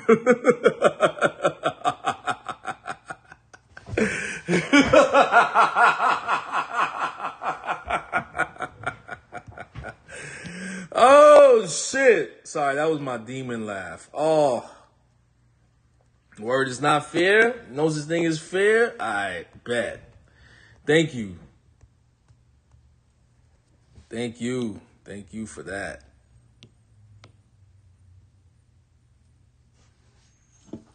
Hey man, look. It's the age we in now, baby. Don't gotta worry about shit no more. Hit the like buttons, folks. I got 3 likes on YouTube. Thank you. Thank you so much. Thank you so much.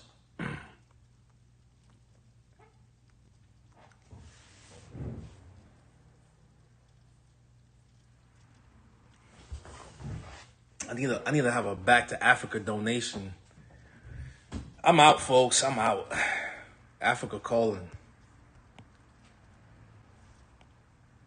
Y'all ain't gonna miss me. Y'all ain't gonna miss me. I'm out.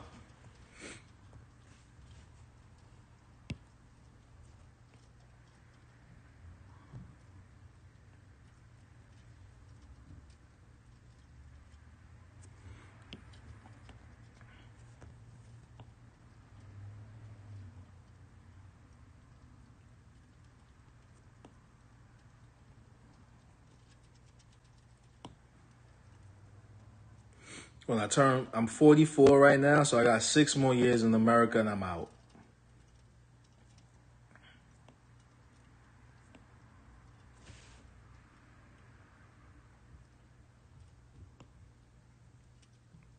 It's hot in Africa, or is it hot in Japan right now? Yeah, folks, I'm out. I'm gonna open up a GoFundMe page for me. So, like, my Back to Africa.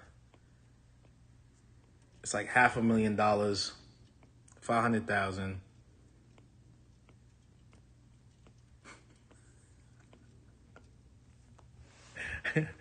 No, we think the same. I will miss you. I'm out, man. You ain't gonna miss me, bro. It's alright, don't worry. You ain't gonna miss me. Trust me. Like, give it a week, you'll forget all about me and shit.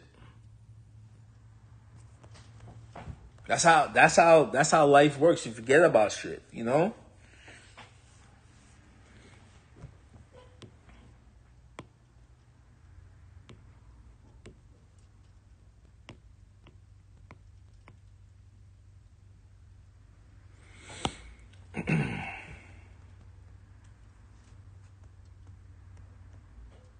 I'm out.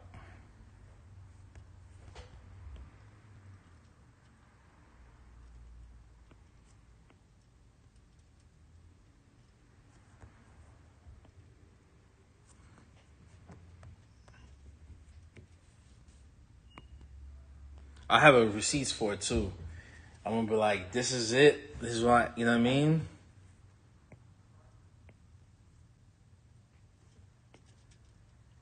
I'm gonna go out there for like, I'm going out next year though.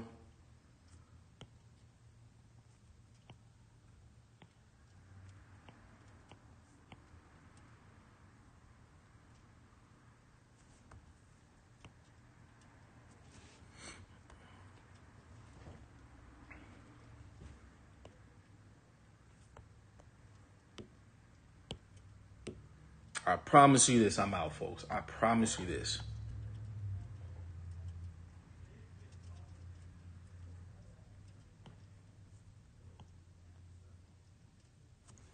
It's either Johannesburg or I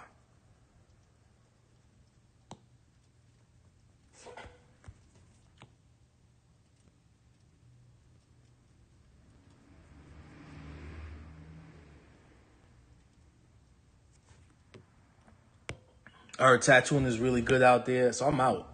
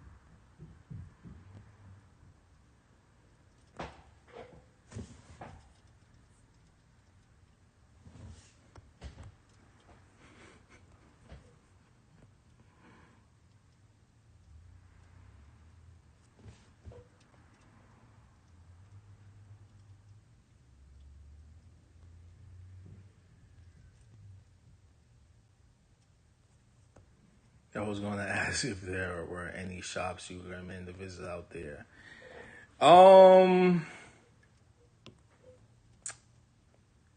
You know what it is? I'm still doing my research on that. It's a 6-year thing. When I'm 50, I'm out.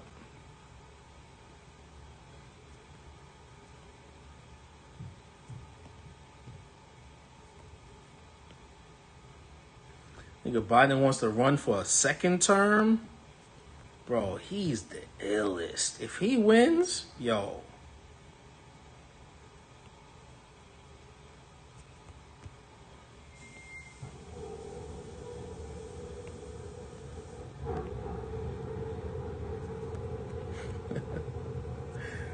In Japan, I mean. Where in Japan are you staying?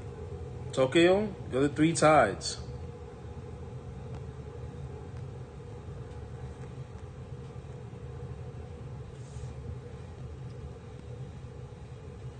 Three Tides is popping.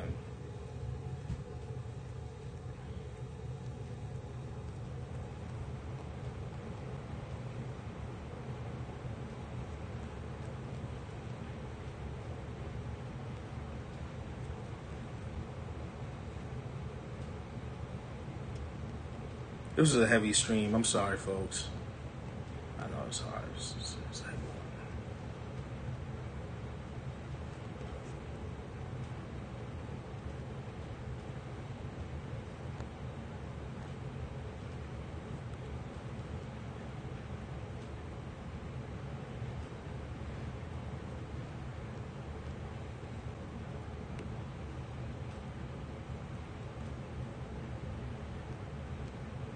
I'm a Gemini, y'all. I was going through my emotions, man. I'm going through the emotions, you know? Going through the emotions and shit. Tomorrow, when I do another stream, I'll be totally different. We're going to be chopping it up. I'm having my coffee. You know what? I haven't had any coffee. That's probably what it is. Bullet Train. That was a good movie.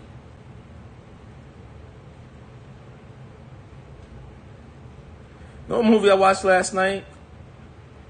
Megan. The robot? Yo, that shit's crazy. I built a robotic arm, and they weren't doing anything robotic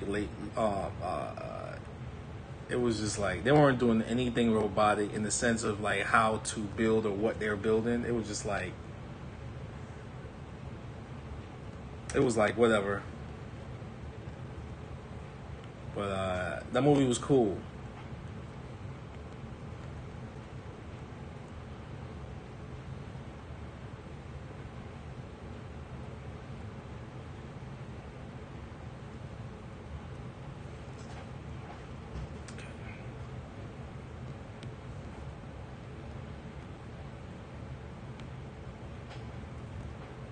I thought it was cool.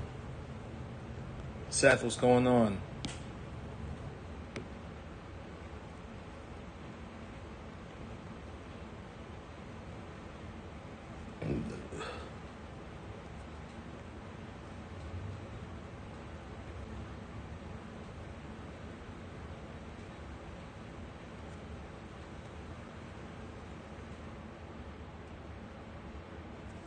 Now I know what I'm doing is like a lot slower than what other artists do, but I do this because I like to feel out the area that I'm coloring, you know? Because I think the way I draw these days is like anything that I draw, I want to be able to tattoo it. You know, that's like kind of like the medium that I'm in. So a lot of that stuff has like the rules of like tattooing, very graphic, very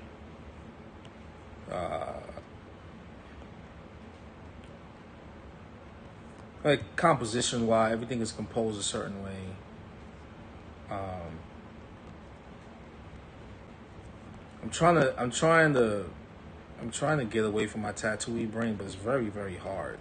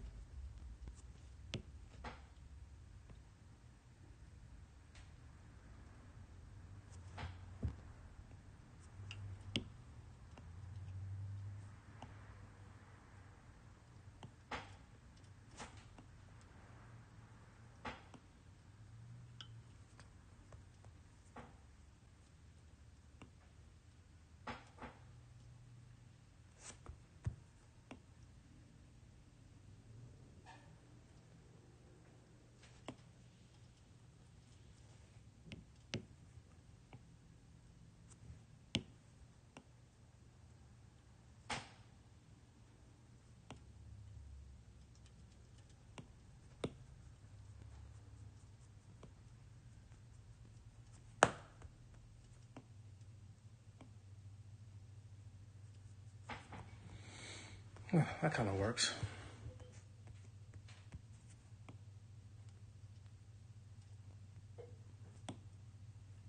You use one red color or different shades. Wait, if I was tattooing it? Or when I'm doing a flower like this. This is one red tone. And when I decided to do the inside of it, I just dropped the contrast down. But yeah, I mean even now when I do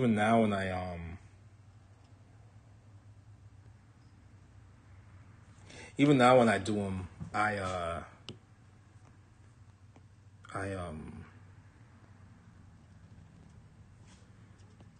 I'll take that same red that I used to do the inside, and I will I'll pump as much white.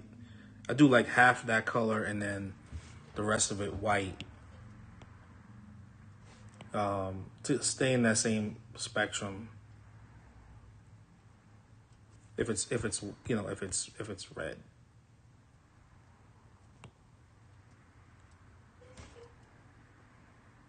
Gara talks about just using one color, not 3 or 4, the same color. Like, what do you mean? Like, if I'm just doing like a sleeve, if it's just one, yeah, is that what you mean? Like,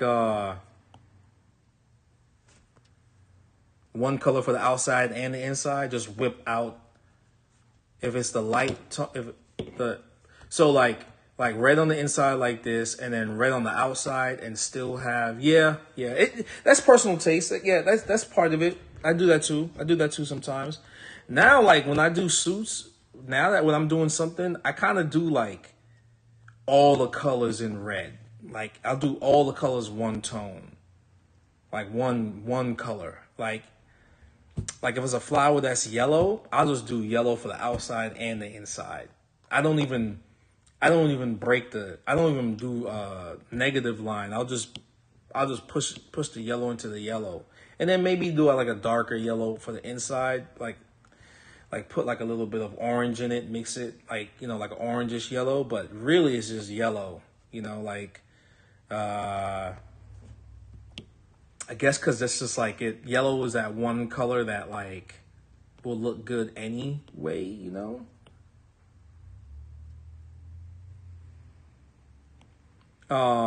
Yeah, like if it's a sleeve, it's just one, like, because you know why? Because it's just like, I like the look of like a garden. Like, if you ever go to a poppy field, it's more natural to have just one color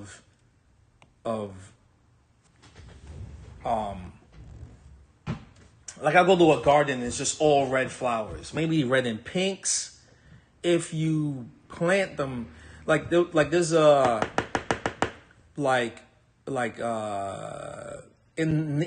think that's a natural thing that happens in nature. You only see like a field of yellow flowers.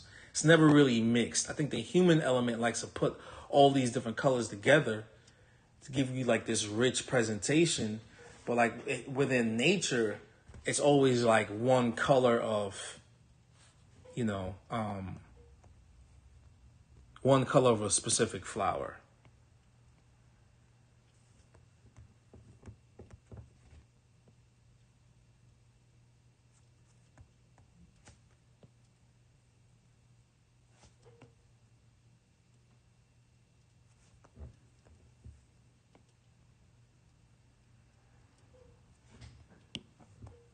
So I'm thinking like if I do like a sleeve and let's say like say if a dragon on the back, rocks and water around it, and on the sleeves the frame is like either red flowers or yellow flowers.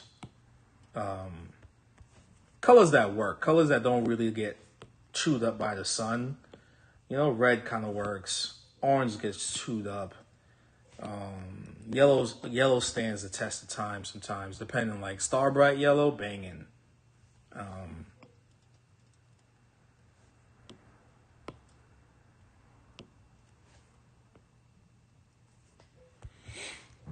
Yeah, I kind of like it just to have like one kind of tone, one.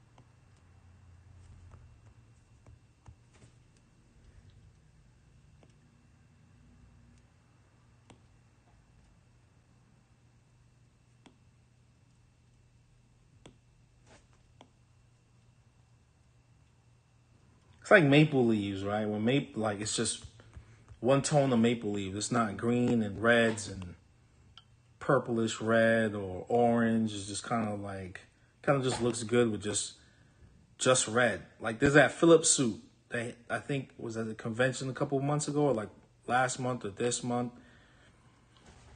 That huge koi fish that he just did, like the two on the one huge one in the back, one huge one in the front.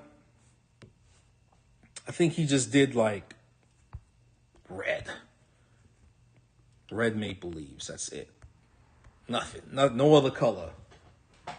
No other color. Just red.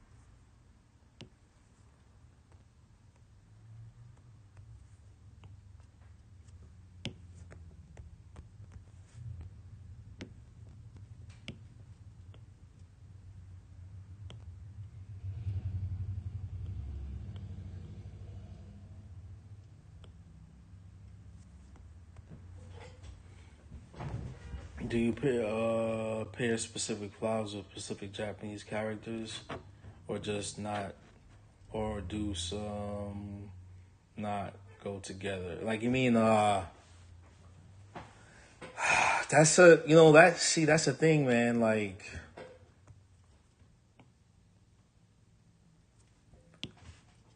I see, like for instance, I have a client. She's Japanese, and she got flowers that went with a specific thing, but her personal taste came and said, "I like these flowers, though." So when it comes to like what the client wants, I kind of listen to the client too. Like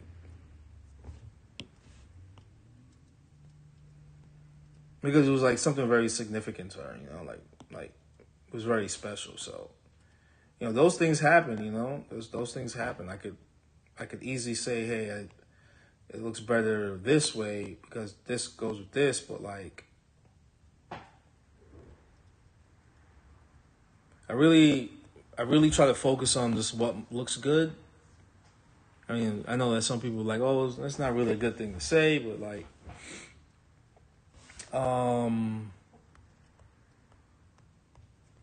there's so many rules, There's some people that say, cherry blossoms and water don't go good together, but because the cherry blossom tree is usually never near water. I don't know, but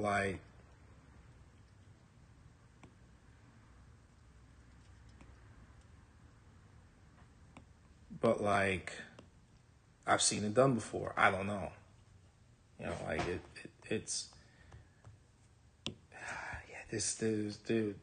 there's all these rules, all these rules that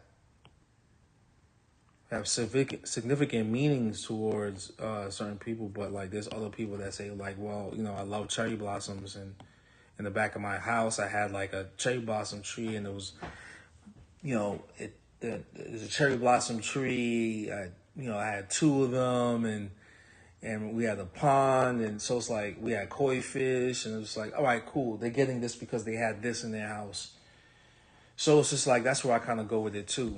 Like I studied it enough, but when it comes to a client's personal preference, personal wish, like I gotta respect it.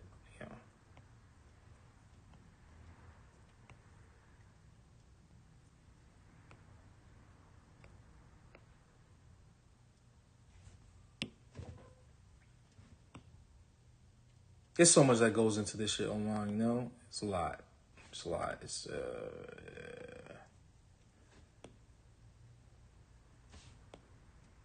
But I'm coming to find out, like, some of the rules that I heard in the beginning or that I read in the beginning about, like, how a tattoo should fit. It's kind of like I get it now. Like, water doesn't really go above the shoulders, and the background is fully last, and like it's just a lot of stuff that, like, when you're starting to do like the larger stuff, and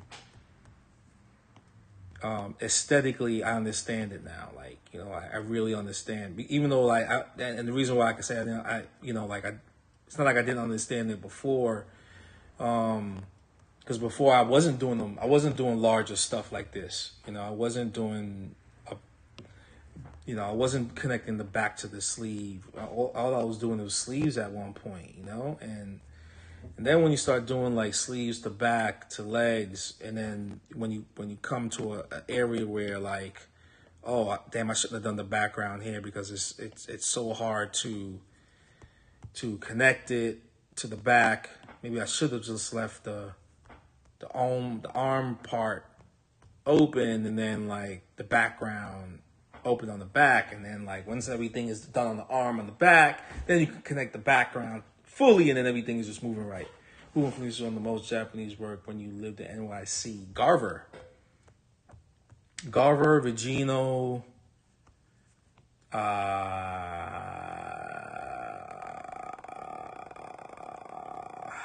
yeah, Garver and Regino, Gonzalez, RG Showtime. Yo, they keep.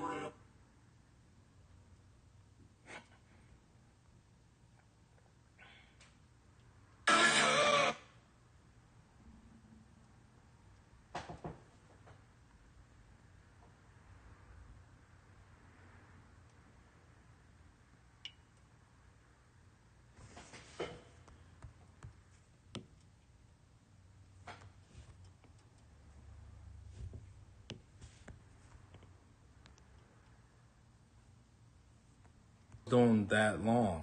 Did an hour, 2 hours go by that fast?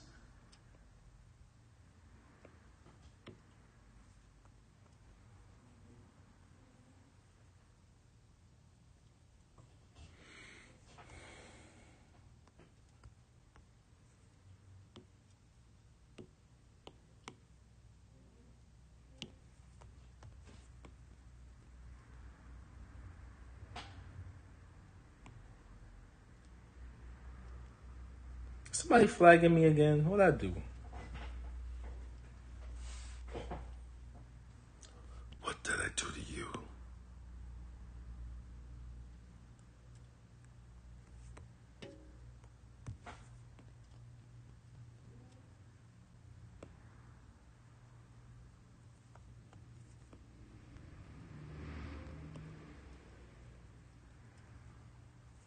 Smooth that out a little bit more. These edges was a little rough. Bring that back a little bit more.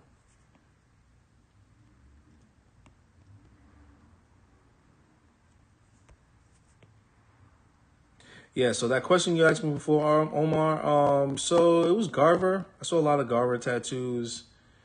When I was in New York, it was anything that was coming out of the New York Adorn at the time. Japanese wise, it was like O'Donnell, Rubendahl. Do you prefer tattooing chrysanthemums or peonies? I like doing both. I did chrysanthemums on you. 415 Sad Girl Club. Sad girl club. Don't tell me you sad. What you sad about, yo?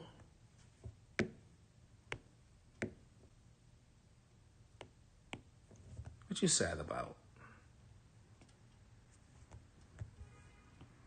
Did you get some coffee?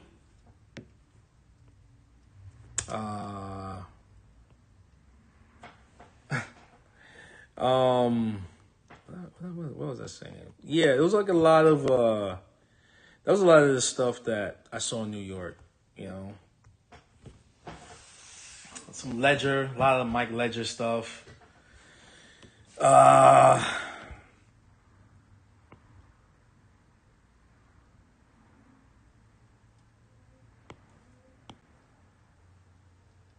need to do more of these. No. This is what I'm looking for.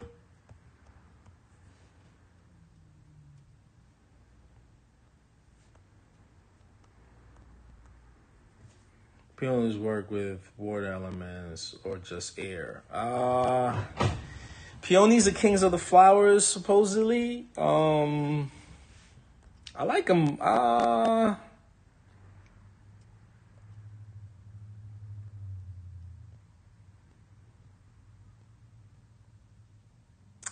I mean, I'm getting I'm getting coffee now. I know another sleeve will fix everything. Yes, another sleeve will fix everything. How's mom? How's your dad? How's your brother? Hope everybody's good.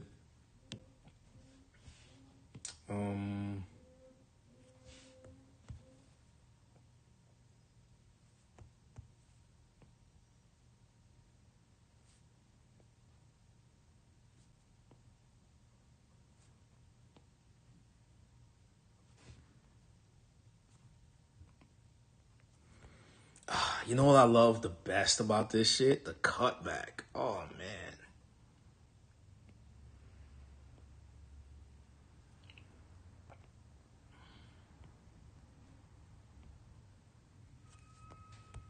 I love cutting back, yo. It's like graffiti. I love the cutback.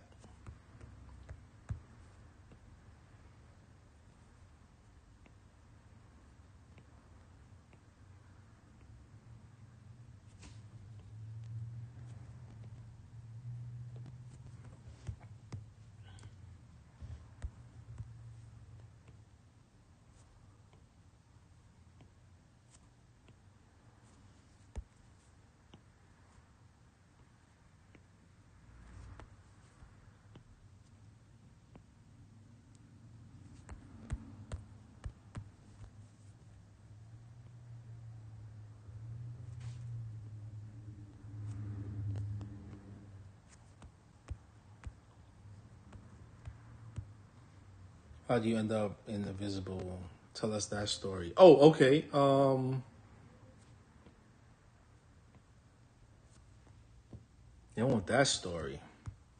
Okay, so I got like Med basically had a lot of dope tattoo books at Tough City, and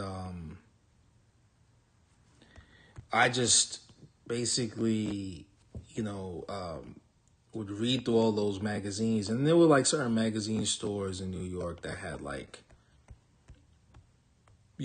all those magazines, and so I wanted to just get better, and I guess it was just I could like the thing about, and I think it's like that with all tattoo shops. You just can't go hanging out at the shop. You got to kind of like know somebody that knows somebody, or you get tattooed. And so like I was trying to get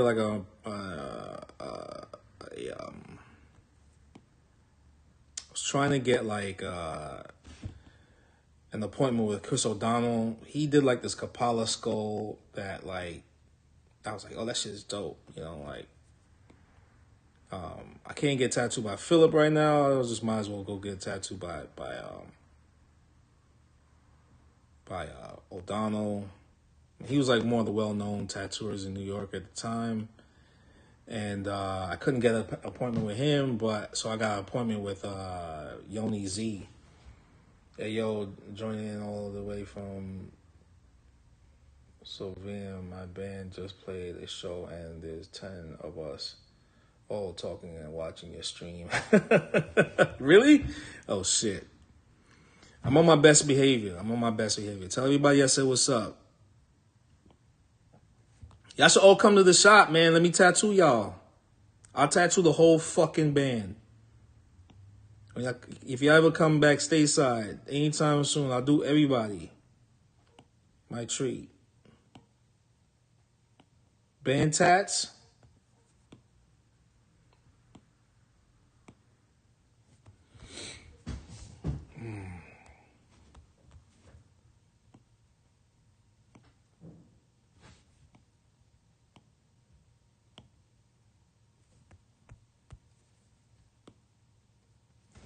Okay, and so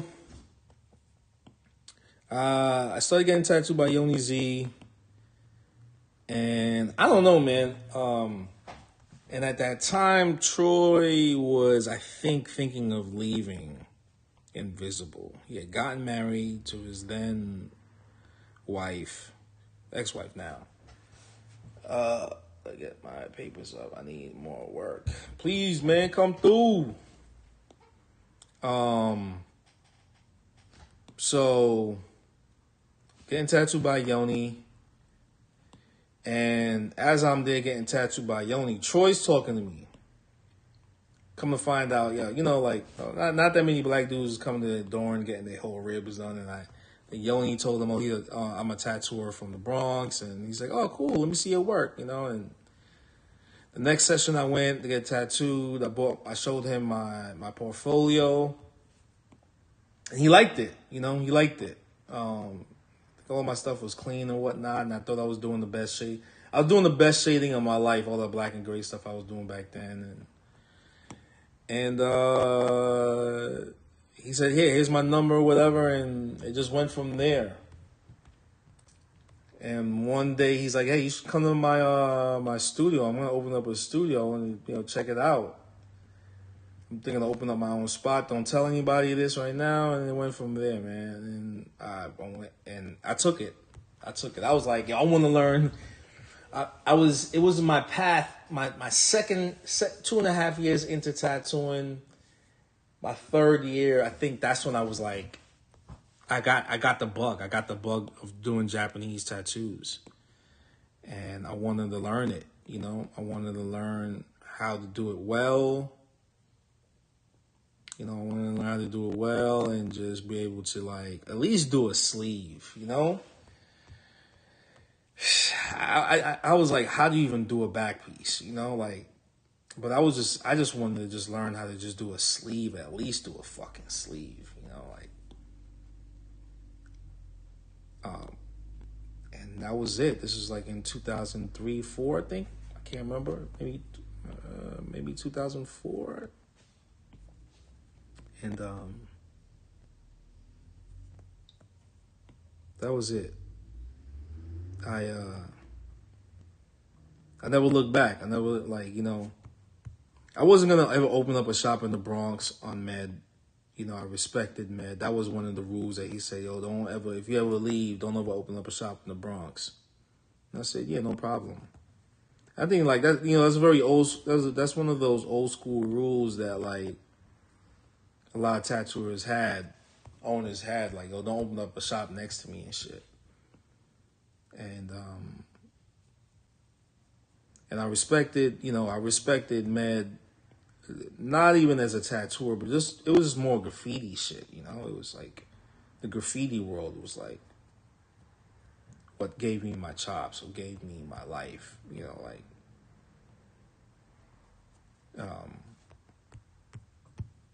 and I told Med, yeah, I asked him, hey, can I leave?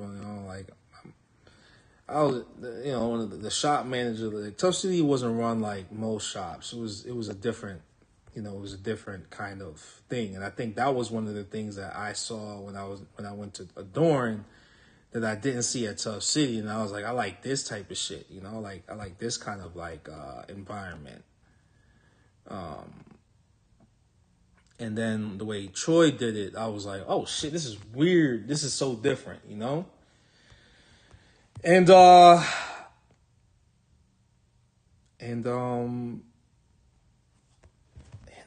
was it. I think, you know, in Tough City was kind of like the building blocks of like, don't take shit from nobody. That kind of still sticks with me to this day, yo, you know? Maybe that's like kind of like my downfall. Like, you know, in some shops, if you're the new artist, no matter like how long you've been tattooing, you gotta work your way from the bottom and shit. It's like, fuck, I gotta work my way from the bottom for, yo. Like, I've been doing this and this. Like, a little arrogant to say, but it's just a lot of work. I got work from the bottom, and I got like 3 kids, and that's a lot of work. Chill, B. You know, like they don't really sit with me. And I got bills to pay, and I got lawyer fees, and you know, I got so much shit on my plate. You know, I gotta pay child support. I gotta do all that shit, and I gotta work my way from the bottom. And this motherfucker right here is mad because there's a black dude working next to him. Thinking, you know what? I'm out. I'm out. You know what I mean? I'm out. Chill. Shit, I didn't ask to be born into this fucking world, yo. You know, like, yeah, he been here longer than me. I get it. You know, he don't gotta respect me. I get it. So I'm out. You own the shop, but this motherfucker act like he the boss too. So I'm out. And the book, 100 Dragons, how did that come about?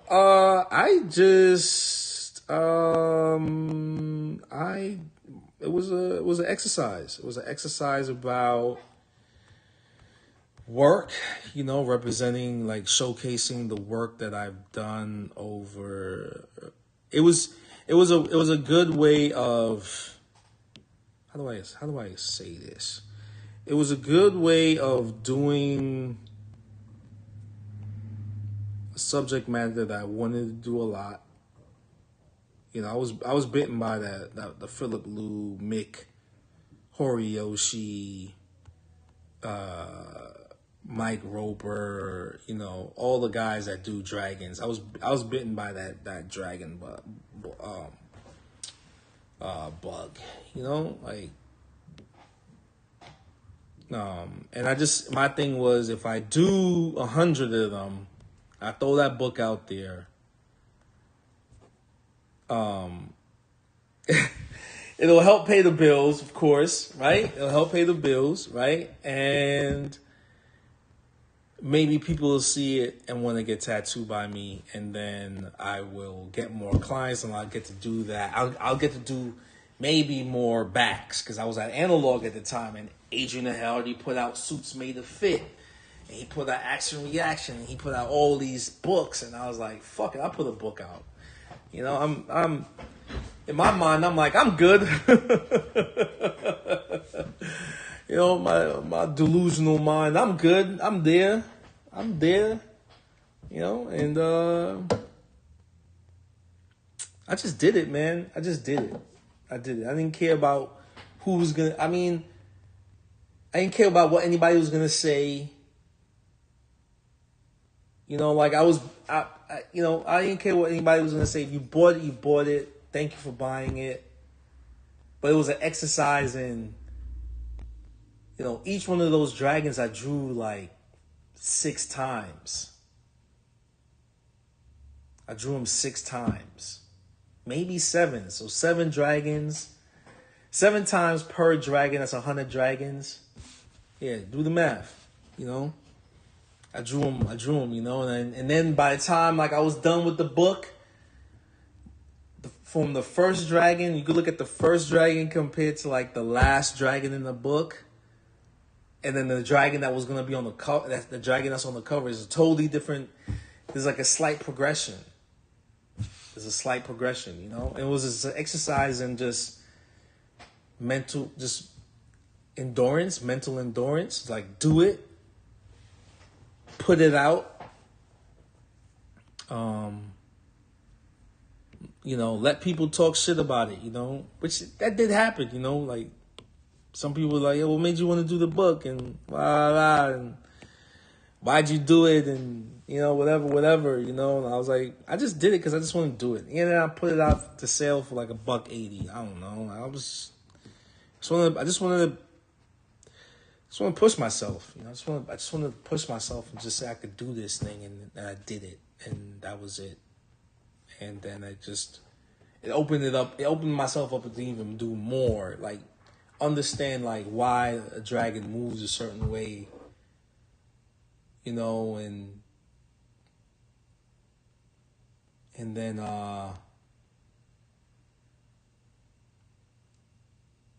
and that was it, yeah.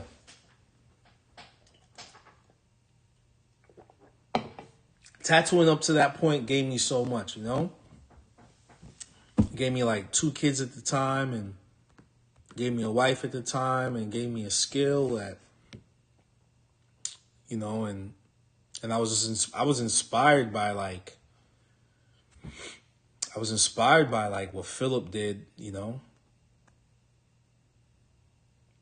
Why I didn't do another? Because I had a divorce. You know, like I got a divorce, and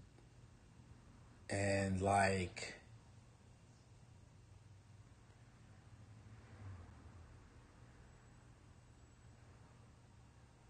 I mean, outside elements played a part in it, you know, like I got a divorce and just put me in a different mindset, you know, and then like I didn't know anybody here in California, and like, you know, your wife is kind of like your support system. A wife is a support system, you know, and when that support system is gone, you kind of just like, what the fuck, you know, like, you know what? I was working on a book. I was working on a new book. And then my iPad died. Not died. I deleted the Procreate file, and I lost everything. So there was a new book coming out, you know, and this book was gonna be like, it's like, you know, when you scroll through it, it's like scrolling like this, but longer. It's like, you know, like this is part of the book. These guys right here. Like that stuff, you know? There's a new book coming out. I'm working on a new book.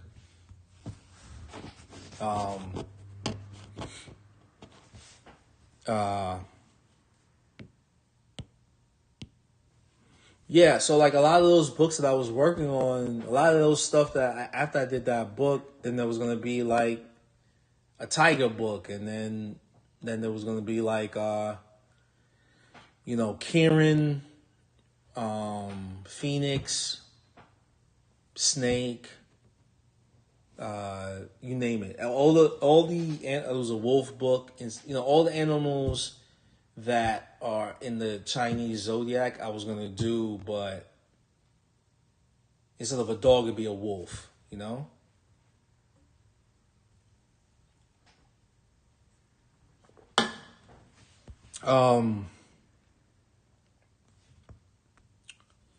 Yeah. Yeah. Wife is like, you know, a wife is a support system, you know, like, because, and also like when that support system was like gone, you know, like I was just kind of like, fuck. Because all of this stuff was going to lead into something, you know, something greater. And the Dragon book was like the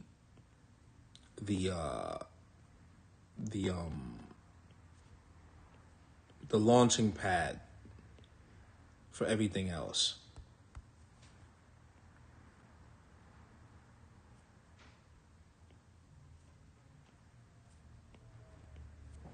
you know, I didn't tell her that was a plan because I didn't think I needed to, you know?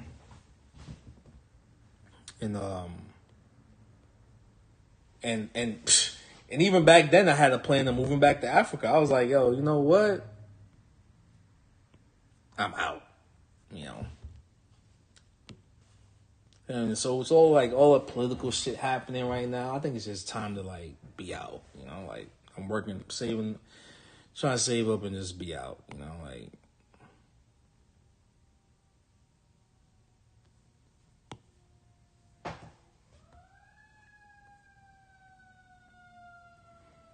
And if I get shot out there, I get shot out there, you know?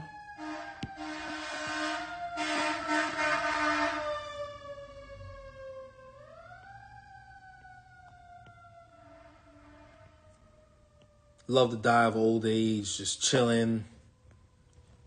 Yo, we can get married and move to Switzerland, LOL. Yo, I'm power top, fam. I'm power top.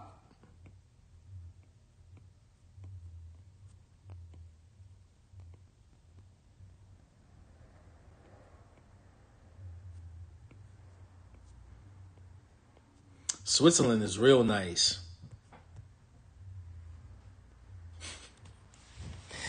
Everybody's like, hey, yo, chill. What are you talking about, power top?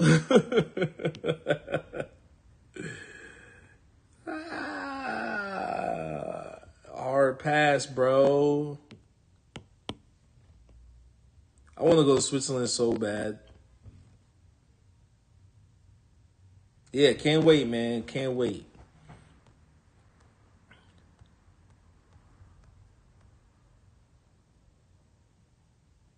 The viewership went up as soon as I said that. Everybody's ears perked up. Yo, oh shit. Yo, y'all are crazy, yo. Y'all people crazy. Oh man. So yeah, but everything is coming out. All the new stuff that I'm working on new stuff, man. I'm doing this really cool project I can't really talk about right now, but when it's presented it's gonna be sick.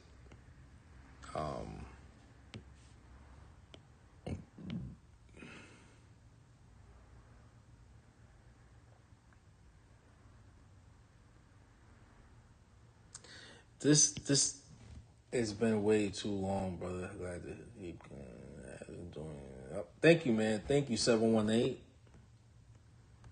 Yeah, man. I'm trying to give out people real information. Yeah, I can't wait.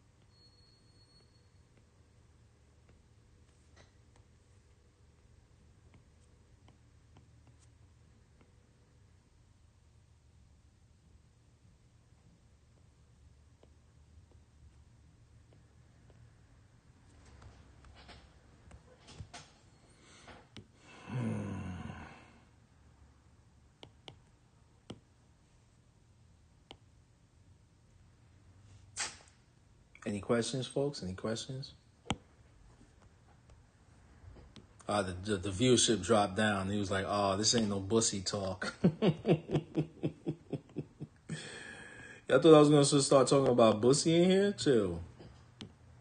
Y'all nasty.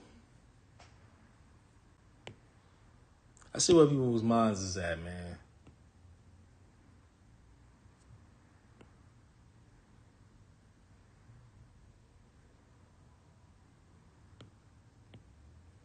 Yeah, but I'm due for doing a new book. Still gonna use the same publisher. My boy Adrian Lee. That's the homie. Act like you know me.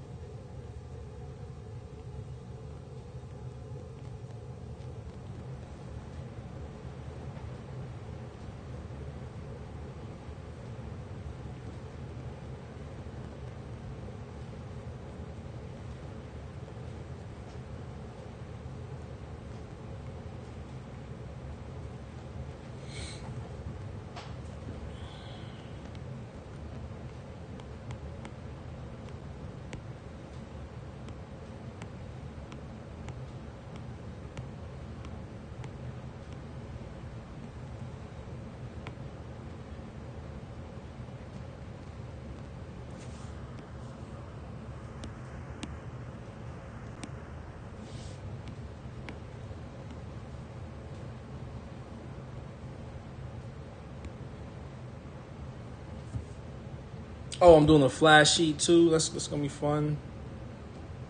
Oh, I didn't do the spider right. Oh, my bad, my bad.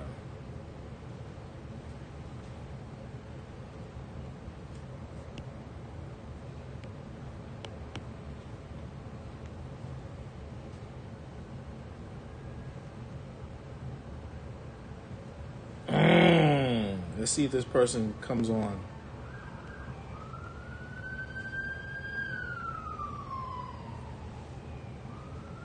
Ah, she pump fake. Why you pump fake for, yo? Blonde with the bodysuit? Why you pump fake for? My room is nice, man. Everybody in here, they're respectful. They're not gonna say anything fucked up. She got a dope back piece by Owen. Oh, suit now. It's not even a back piece. You should come on in and just talk tats. Don't be scared.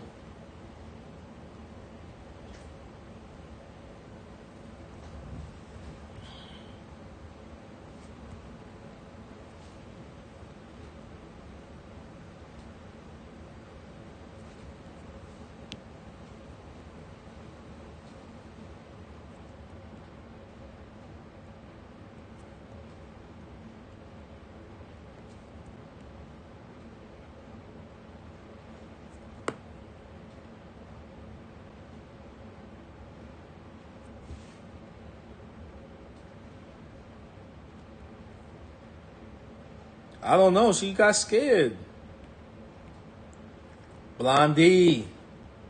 Don't be like that.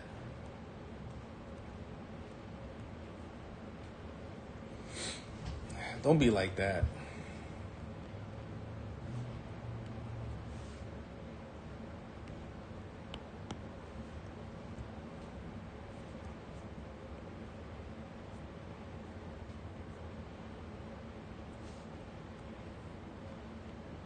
I like that you use purple.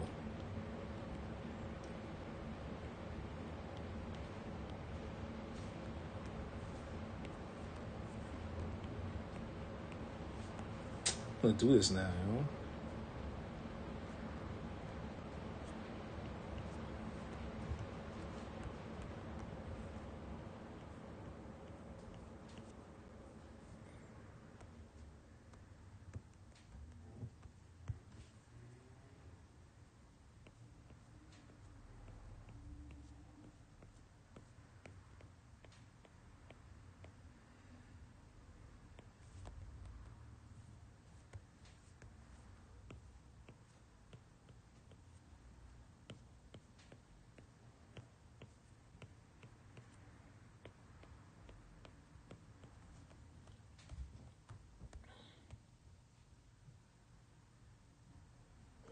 I think she just started her suit. I think, was it last year? I think she started it last year.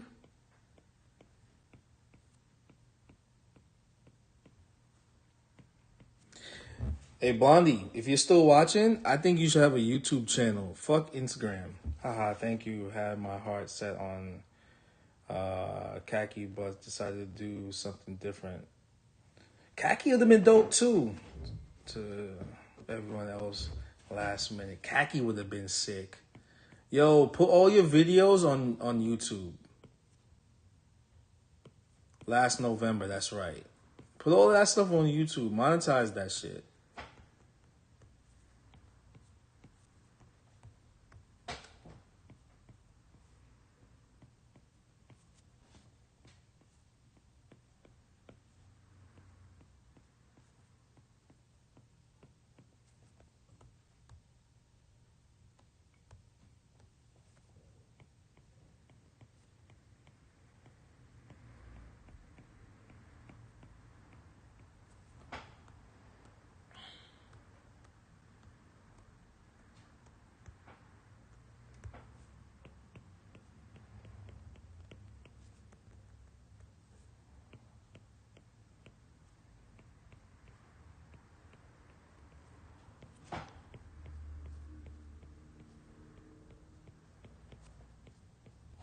I wish I could play music. I think I can play music in here, but it's from my buddy.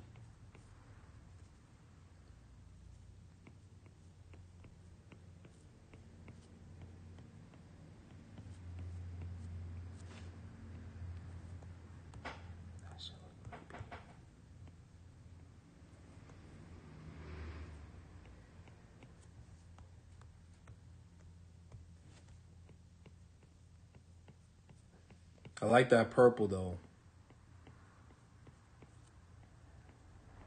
Next time you see Evan, tell him I love him, yo. Yeah, he put out a great book.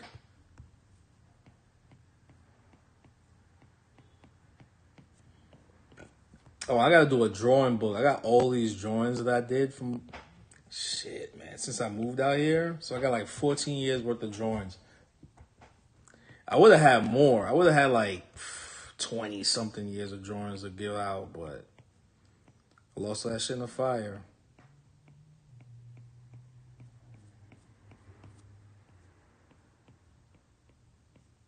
Should I do webs?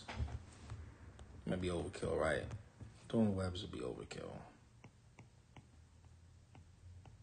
I kind of like, yeah, I'm not gonna do any webs because there's a spider in my living room in the corner, and he's just there, and he's just saying this. I'm just saying to myself like, where's the web? But you know, they're just so transparent that you can't really see them.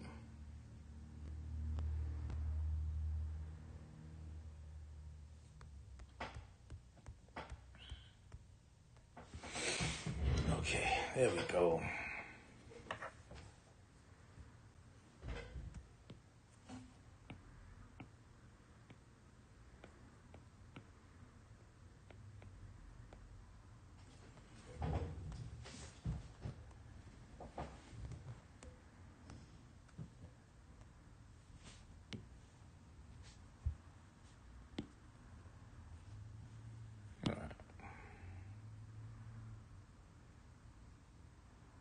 Mike Harris Tattoo. Thank you so much, man. Appreciate it. All right, folks. Well, You know what? I got some time to kill. Let's draw something else. I got an hour and a half to kill. All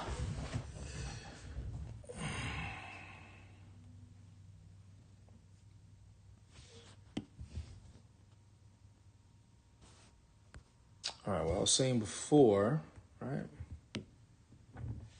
Let me jump out of this window.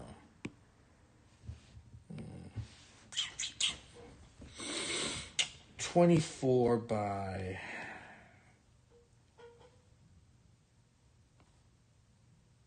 Let's do 36.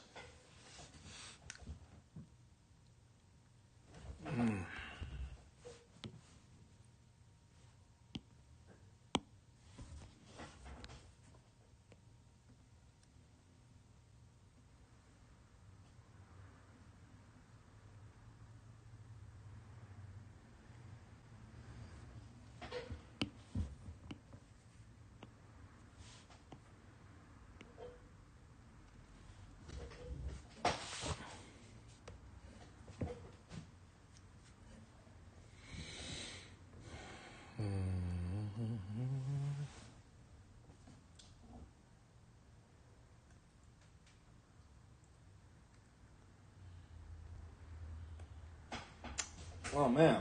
What should I draw? Somebody give me an idea. I do a mermaid. Oh, you know what? I don't get to draw these guys as much.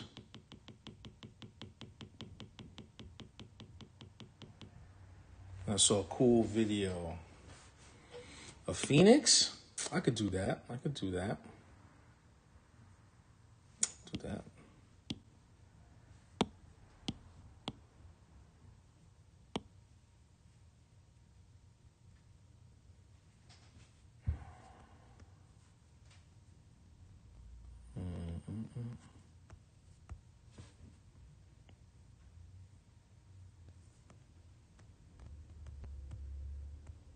That's what I was bugging out. All right, see, this is what I was saying before. All right, so you saw what I did, right? I made a page, I made a little square, shrunk it down, made a square, shrunk it down to a little square, and now I adjust the, and I was saying before, earlier, way earlier, like 3 hours ago, it's, because people ask me what brush are you using, really, and it has nothing to really do, it has to do with the brush, but it's probably the third or fourth in the process. It's really about your line weight, you know. You can probably see it a lot better. It's all the line weight, you know. It's the size of the pencil, you know. So right now I have it 100%. So it's gonna give me a nice chunky. Thought it was gonna be chunky. Well, this is mediums. This is gonna give me a nice size.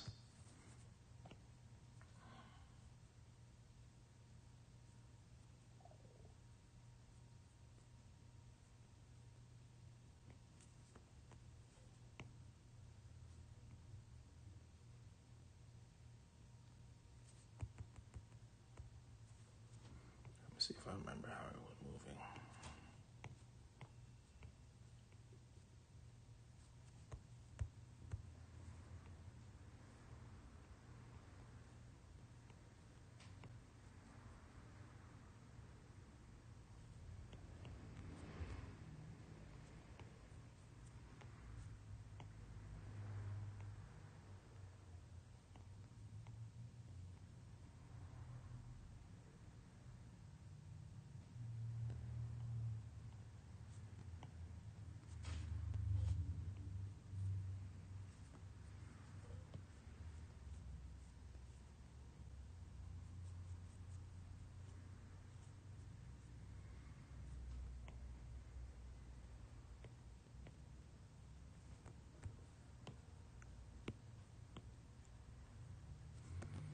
Oh, all right.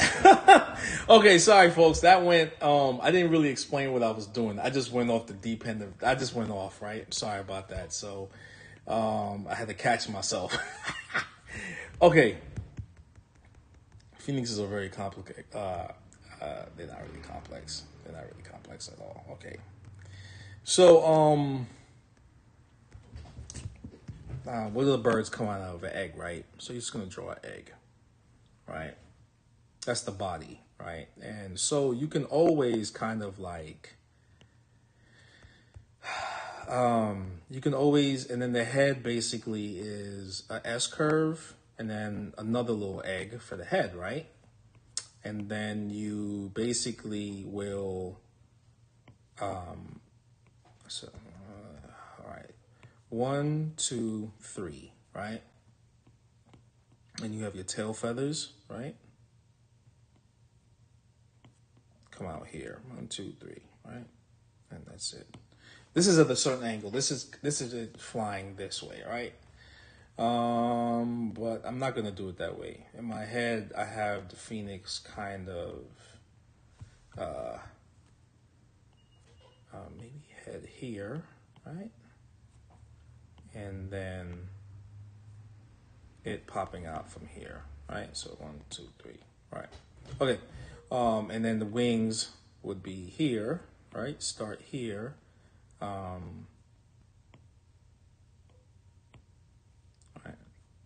Legs here, inside the body, right? And if we know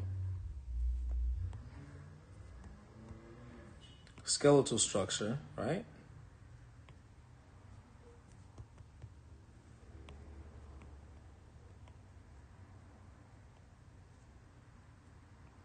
Right. And so I'm not going to do it that way. I'm going to have it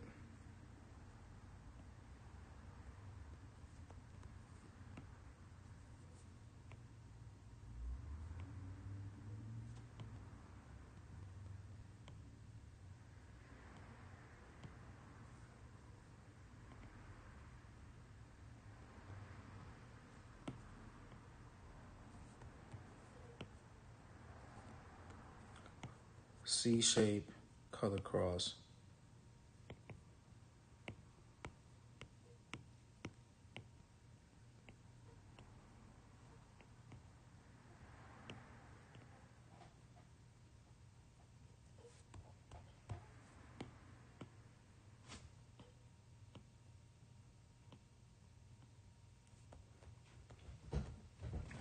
Y'all see that? You get it? You get it? Put a 1 in the comment section if you get what I'm doing.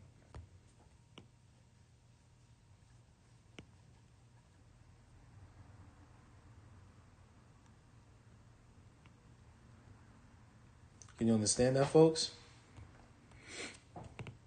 1 in the comment section.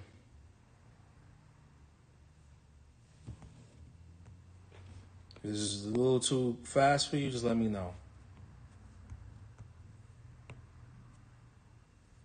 1 in the comment section. Everybody's doing all right? Got it? Get it? Get it? Good.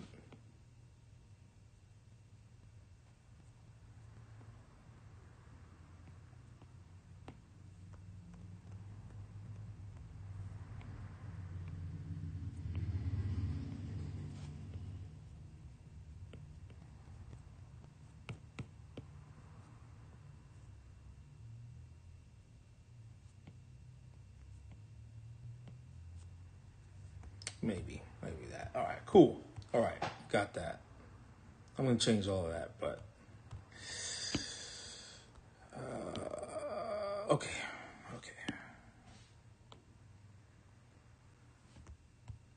Oh!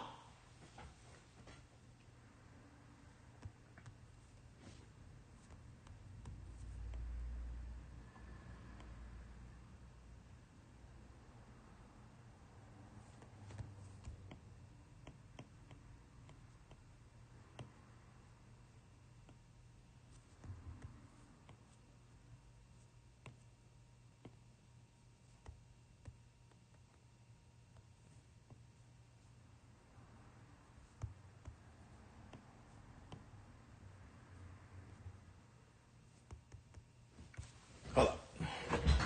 Now I did all that without reference, but I'm gonna diddle dabble in something real quick.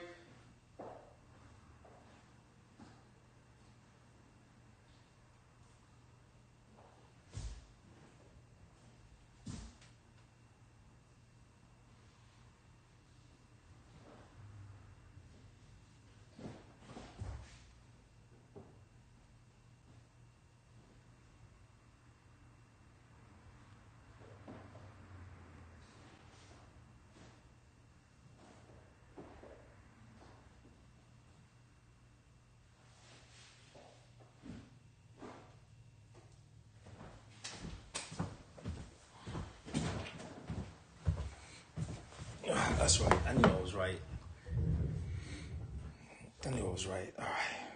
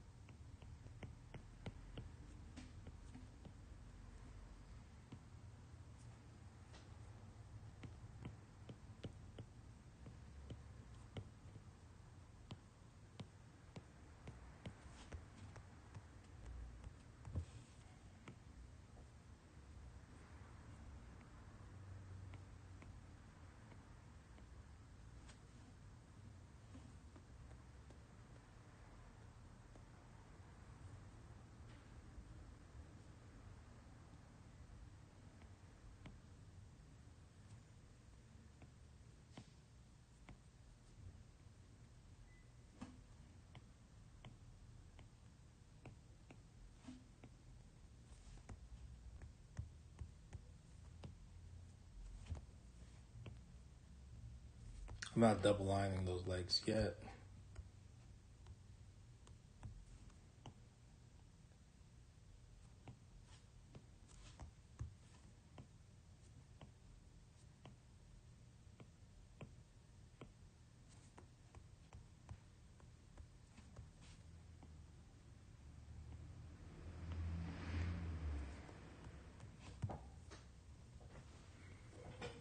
Okay.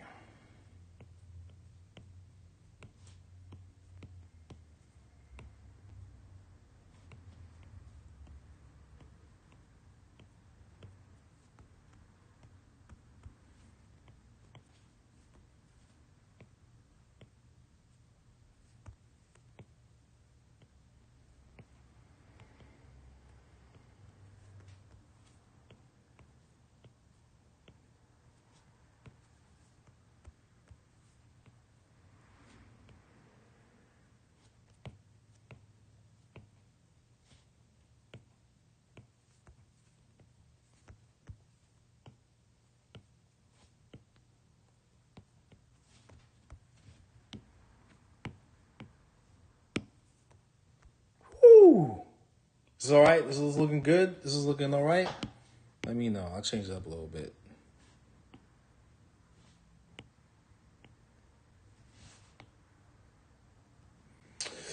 Yo, Toast. TWS, what's going on? Hope you're still in here. One of my favorite writers, one of my favorite artists to ever do graffiti.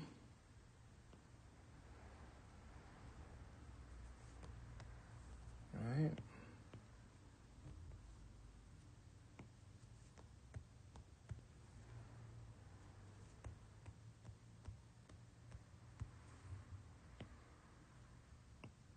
Thank you for joining the stream.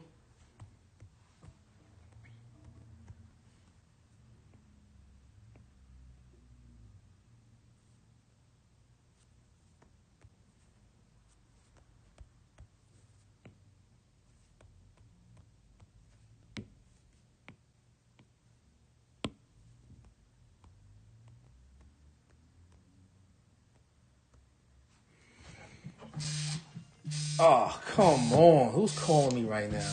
Hold up. Hello? Hello? Oh, hi. I was trying to reach Andremalcolmtattoo. Yeah, who's this? My name is Dana. I was calling with the Safeway grocery store in Berkeley. We're just looking for a tattoo shop to advertise with us. Would you be interested in that possibly? Okay, is it possible to call me back in like 5 minutes? Okay, yeah, sure. I can call you back. All right, thank you. Okay, thanks. Bye-bye. Bye-bye. Sure. All right, thank you.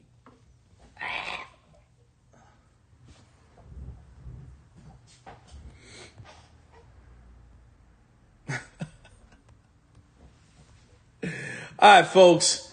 We'll continue this tomorrow. We'll continue with this tomorrow. I will not do anything else. I don't like the way this Phoenix is moving. If I was a tattooer, this is not pleasing. This is probably more for a painting or whatever. But yeah. I should have had the wing go this way. That's more like it. That'd be more like it. That'd be more like it. Yeah.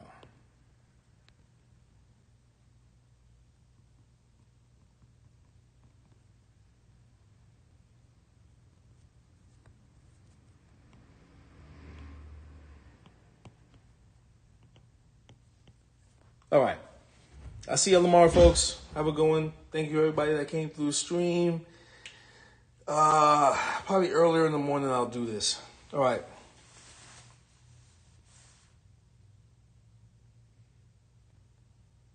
All right, bet. I'll do that. Omar. Appreciate you, man. Thank you for coming through. Have a good one, y'all.